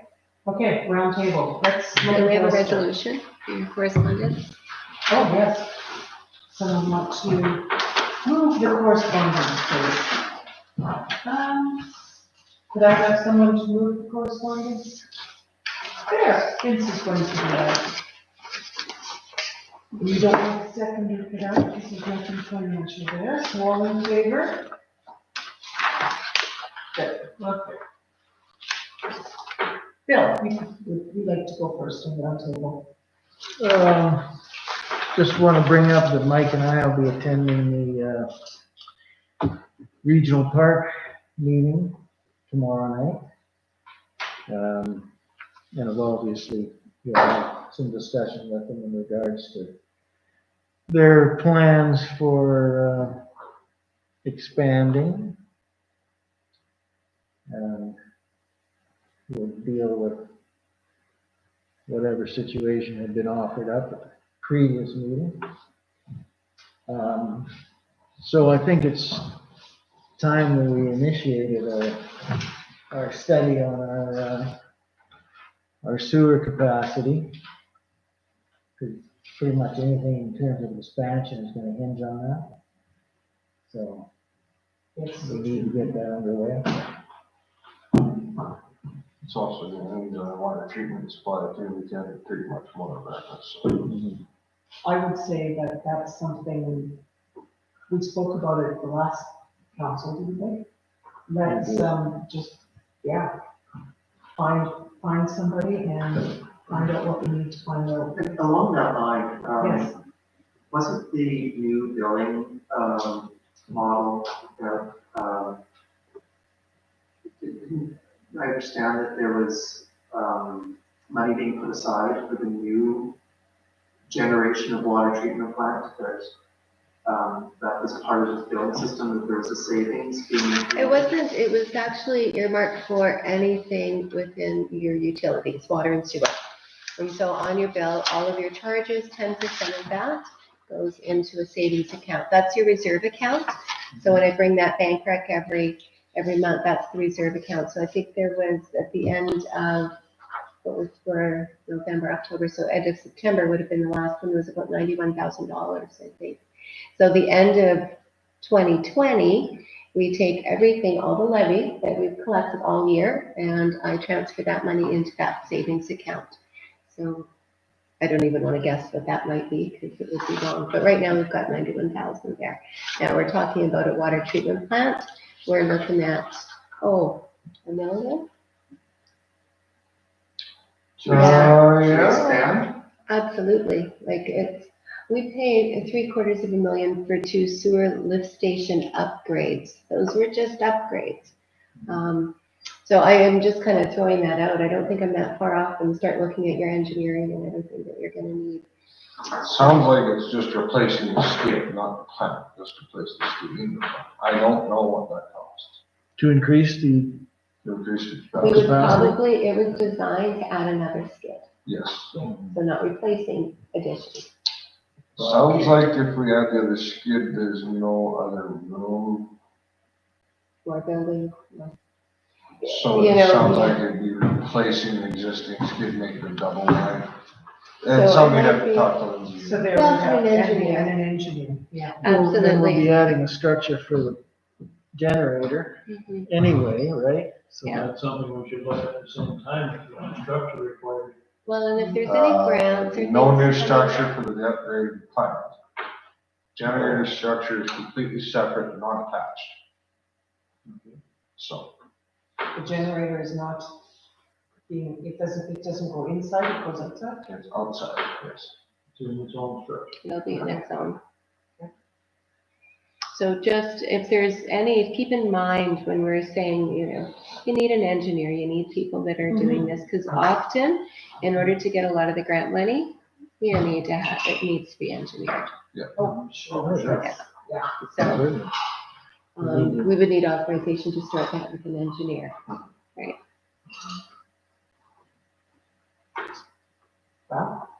So To do that, we then. need, yeah, whomever that has the expertise to determine what our capacity can be out of the existing, if it can be improved, or do we need more capacity?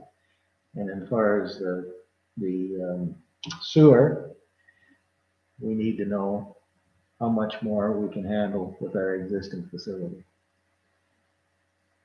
So we need to. So are you making get a an motion? engineer. Yeah. Change the Just motion, direction. yes. Okay, so your motion is to determine capacity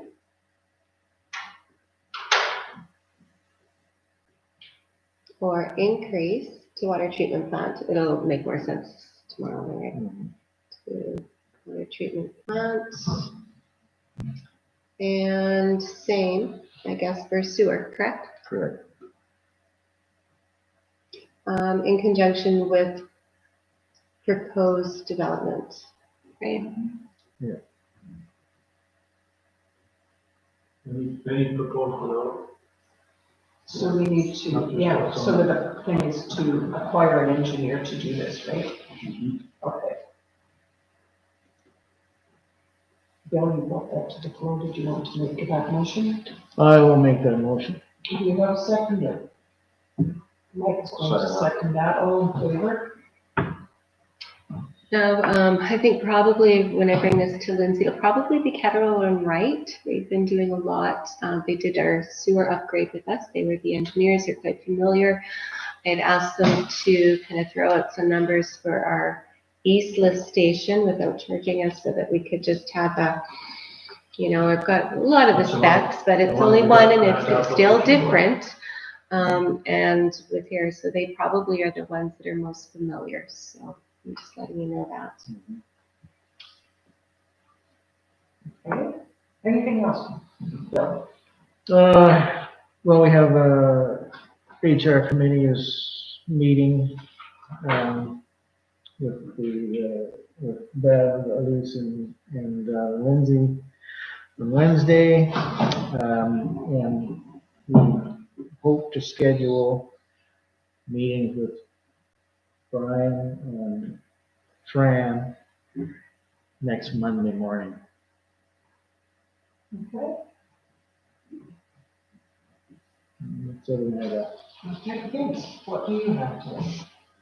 Just, as I alluded to earlier, the repairs, well,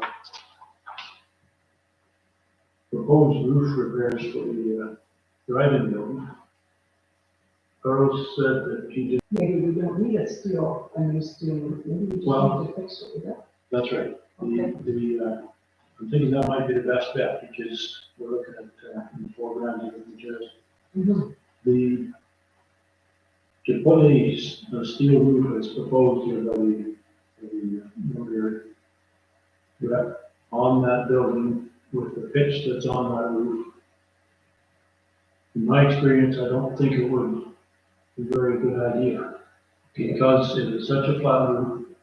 If you get snow built up on there and it starts to melt, you can make a nice dam and just stop the water sitting on the roof and leave it sitting on the roof. Mhm. And then that water can get through the ribs in the metal when it joins, get through where the overlap is in the metal.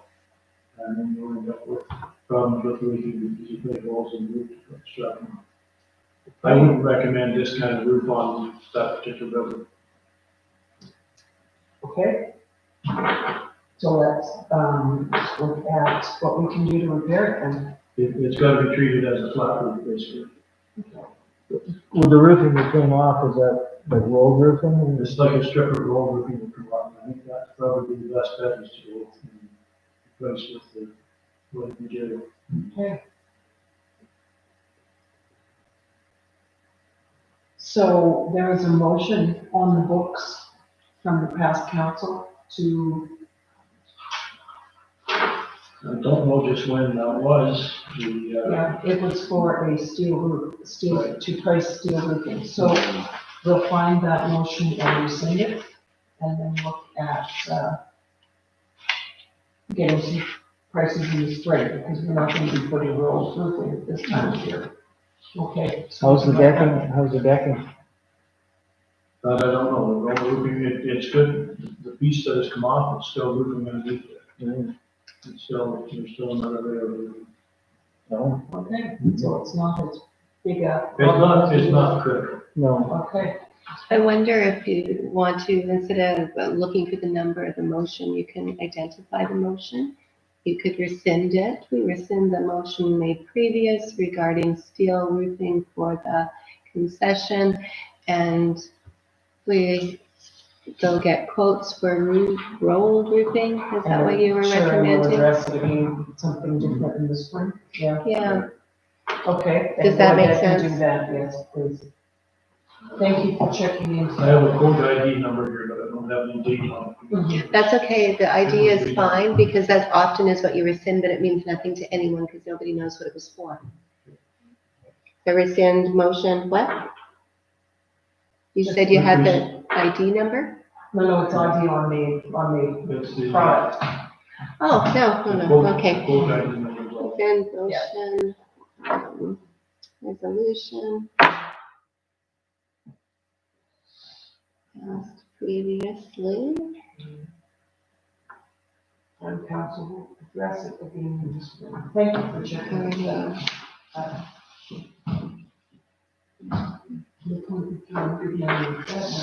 Okay, anything else? Did you have anything else, Jim? No, that's all I have. Okay, Rob, what's on your plate today?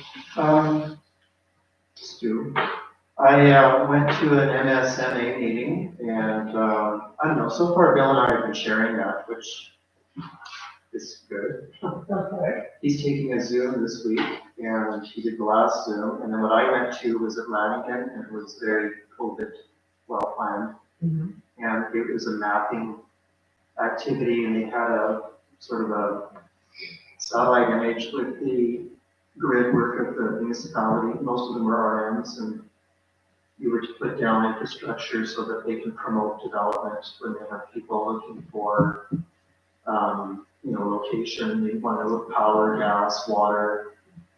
So if we were to expand our water facility, that would be something they'd want on the map. Oh, okay, okay. Because they're trying to represent the whole region. When people come, big dollars come looking, they have to have answers right away. And I guess the utilities aren't giving them the information. They won't reveal it.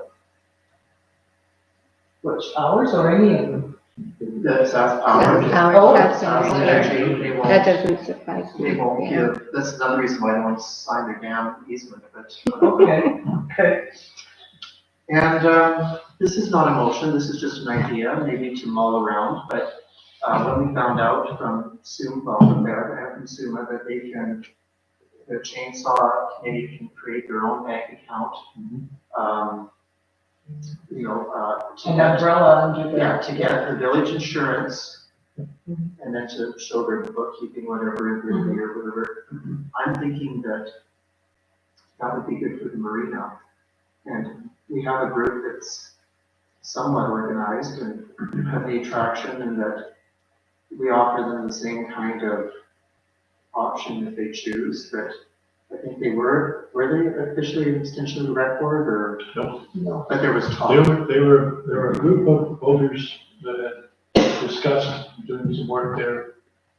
They wanted to get some money, the rec board had allocated some money to help them out. But that's where it kind of stopped, because they did not have the organization set up to the point where we could pass along any funds from the rec board.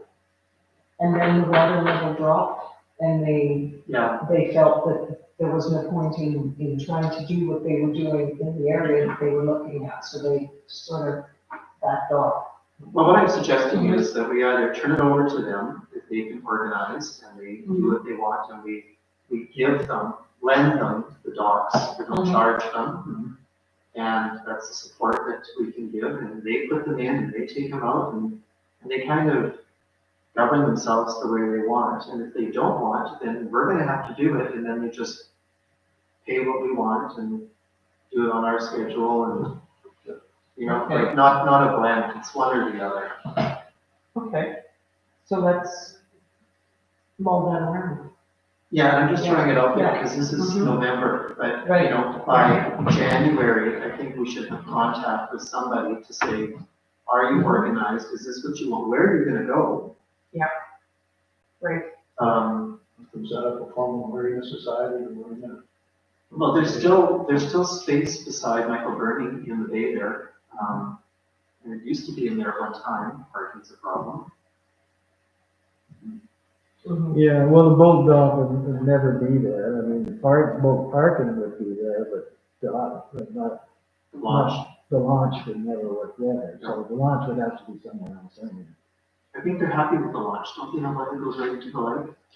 But, No, it goes into the ditch to the side. The launch isn't gonna work anywhere down on that side in a few years. So all I'm trying to do is be proactive, you know, Right. in November to bring this up so that in the spring it's not this scramble and people aren't happy with things. Okay. Frankly, I hope that they take it over and organize themselves. It would be nice, yes. It's not like we're sitting around doing nothing. Okay, Mike, do you have any, or I'm sorry, Rob, was there anything else? Okay, Mike, do you have anything to say? I do. I have, been a meeting last week with what is, I guess, established as the Trails Committee now. And they put forth a list of different signs and stuff like that they want to place around the beach and the park and the trails and stuff like that. Handling there, handling all that. But I don't have the minutes from it yet, they're supposed to. No, that's but, right, that will come to us. Outside of the minutes of that, the only thing that I was asked by, I used to be the chair, Chris, I guess, is the chair of the committee, that the wanted me to bring to council the closing of the road, top of Jean Street in Cummings, it goes around by the pond. He asked when I bring it up. I'm not in favor of it, but I am bringing it up. I said I would. Okay, I'm gonna ask a question then. Why do they want the road closed? I don't know why he wants it closed. He feels that the vehicle shouldn't be there. I feel it's a road they have the right to be. Okay, so let's, as a council, when we've got a minute in the next couple of weeks, take a drive by there and see what they're talking about. And we're. Lindsay does want to open, he's spoke to me. I have driven by there and I would like to see it open as well. Okay. It's probably just as easy to go through there with the blade on the tractor and clean the snow out if you are in the winter time. Go right through and right around. Anybody driving up there for skating, to drive out the other way to come out. Back around to come. Okay, so let's mull it and we'll talk about it, put it into, No reason was given, or? Outside of the, he sees no reason a vehicle should be there. My best. Yes. okay. Well, then let's go take a look and see what, see So what is the trail committee?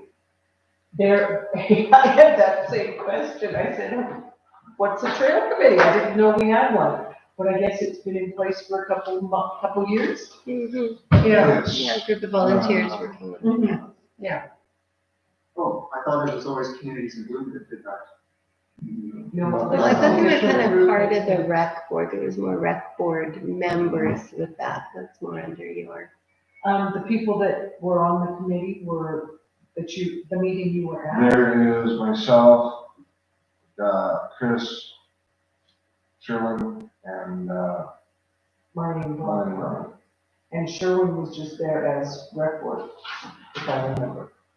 Well, this is not great 2 months into this to find out, like we were given our committees, right? Yeah, I didn't know it It's existed. like, I know there's people making these efforts on it, you know, which is great. I thought it was, like, so is this a different umbrella? Like, how many do we have I'll now? just speak to that. It wasn't really a direct committee. It was a group, and correct me if I'm wrong, Vince, but it was some volunteers from the rec board that banded together to work on creating trails and ski trails. So it was never, council never created a committee. It was, these folks are gonna work on that, and they were kind of an umbrella of the rec board. Well, the So trail, there's the no- trail committee, or the trail effort was all in place before I came to town. Yeah, but It's it's been- never been an official committee like you're referring to. Well, It was then, basically the council, I think, that, or the village, that were out governing the trails and stuff.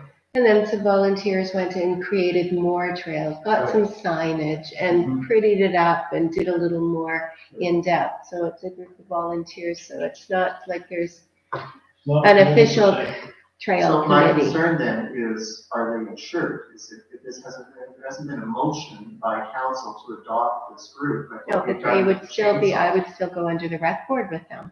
If they're still working on it, and something that the rec board is working on, or the village, the rec board is an extension of the village council. Sounds like an extension of the rec board. They're good. Well, I guess it'd be an extension of the rec board or under the A rec. committee within the committee.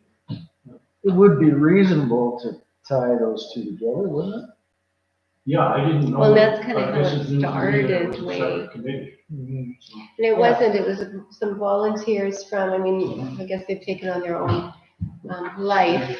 But there's some folks that wanted to create better trails and different trails and, you know, get out there and get some signs and start doing that. So it's a group of people. And I They, think that- they came from the rec board, so some volunteers from the rec board, they are under our insurance. They're fine, they don't need to be a separate committee. No. But they're thinking, we're referring to them as the trail committee because we're gonna have something else to call They dressed it as the I trail know, committee, they do. and They they're are. now taking minutes and this and that. There's never been minutes, never nothing. it. No. it's- They're formalizing themselves. Well, then they need to come to council, not mine. It sounds like should fit under the umbrella of recreation in my mind. It's only logical. Right. Yeah, I don't, yeah. And as a courtesy, they should be coming to us if they're formalizing. And they will, and that's what they're doing, I think. I know they have plans to GPS the trails. Yes, there was a Mhm. speak of that. Like I say, I didn't get the minutes, so I don't know. I have a great memory, it's just short. But there's talk of there's supposed to be some engineer or something coming out to GPS the trails. That way they would become part of, those trails would become part of, is there a Saskatchewan trail? That's, what they're doing is I guess they're trying to put in a proposal to become part of Canada Trail. There's a trail that goes across Canada, Okay. yeah. So then I guess it goes to Craig or something, and then we'd just be in Stetson off of Craig. So I guess we'd like to There's talk. patches of it all over the country in Yes. different places. See, I think, Mike, like it's great you made time for these people and they felt comfortable approaching you. But that needs to come to council and, you know, especially if you're formalizing this group, if they want signage, I mean, unless they're working right underneath your nose with the rec board or something, that just needs to, All sides. As far as signage, That's all there is, if you pass that around. the rec board has funds set aside for the trails. Okay, so that, they are a group. As far as, Let me make my point here. Yeah. I have not committed the next 4 years of my life to have somebody come up to me and say, oh, what about this group? Yeah. What about that group? okay, And I don't know who the hell they're talking about. I didn't know either, yeah. they're not, the money that the rec board has set aside for the trails is not for the committee. It's for improvements or signage or whatever. For the trails. Like there's, as far as the trails committee is, a few people on the rec board, I guess, that are got together to discuss it. Or work on it. A lot of them are the ones that use the trails. Well, that's great, but there's a jurisdiction and you don't just go and do this and meet with one counselor and think that now you've got permission to do something. No, you can't do that. It's, I'm just saying, it's that they're, like, they're not looking for any extra funding. Funding is. Okay, but if they have a bank account, if they say Oh, they're no, formalizing. no. The bank account is the rec board bank. What they're doing is taking minutes, so that they're documenting what they're doing, their conversation. Well, Is that not what this we're is doing? like the third surprise that I've had in the 2 months. Yeah, I get you. That these people exist out there and, you know, this is not right. I mean, we are serving in this capacity. We can't serve if we don't know what's going on. Exactly. Yeah. No, I hear you. So, Keep it where do we moving. go with this? Yes. Yeah. Well, just bring it to council, that's all. Yeah. Yeah, no, there's nothing to do with it, I just, yeah. Well, and You guys can along the look at mulling over the closing those roads all back in there. And so I'm not for it. They are aware of that, but I did say I would bring it in, so if you guys. along the lines of the walking trails, we were on it, just recently, and there's damage from ATVs. And so this was something, remember when we got interrupted and I was talking in the break about what to put into the newsletter? So Yes. we want something, because this is right where I got derailed on that. Okay, sorry. And, no, that's fine, but just, is this something that council wants in there is, I was gonna put in something that there is no, what was I going to say now? There is no money or mechanism to repair walking trails due to ATV damage. So the walking trails are not for ATVs. So I had something like that I was going to put in there. Is that what we want? Or? We could put something in there stating, please keep ATVs and multi vehicles off. ATVs and side by sides off the walking. Yeah, and not, it's also motorbikes too. Yeah. Motorized They're doing more vehicles, damage actually everything. than Yeah, their bikes are by far the worst, yeah. And I, Is there anything on the website with pictures or anything of the trails? I've never found the trail, anything. I'm just wondering. Not so much on the I talked to a website. number of people this summer that they heard about our trails, but they wanted to know, are they paved trails? Are they, rugged trails? What are they? Just natural grass hiking. Yeah, so, well, that's what. Road And that's- grass, And that's why this group is looking at getting them on a GPS system, so that they can so that. Identify some of those Yes, that are and the used. provincial committee. These were provincial users from trails. other towns, they want to know what. They're what busy kind of trails trails, work. yes, it's Yeah. nice that they're used like that. Yeah. I think we need to publicize the fact that we don't have ATV and off-road bike trails in our community. So people don't load your bike up in your ATV and bring it to town because there's no place for it. Okay, could that get into the newsletter somehow? Yep, and what I was thinking about is that I'm explaining, like, if you cause damage, we don't have any way to repair it. Yeah, that's right, yeah. Okay. So let's talk we'll talk about the trails more. And we'll go from there. What do I have? Vince and I are attending the Watrous Rural Fire Association meeting at the Watrous Fire Hall, just because Bill has a conflict. Bill and you, okay, yeah, because we can only be two places at once, not three, right? Yeah, so we're doing that. Other than that, and Bev, I wanted to thank you for attending the Oasis meeting.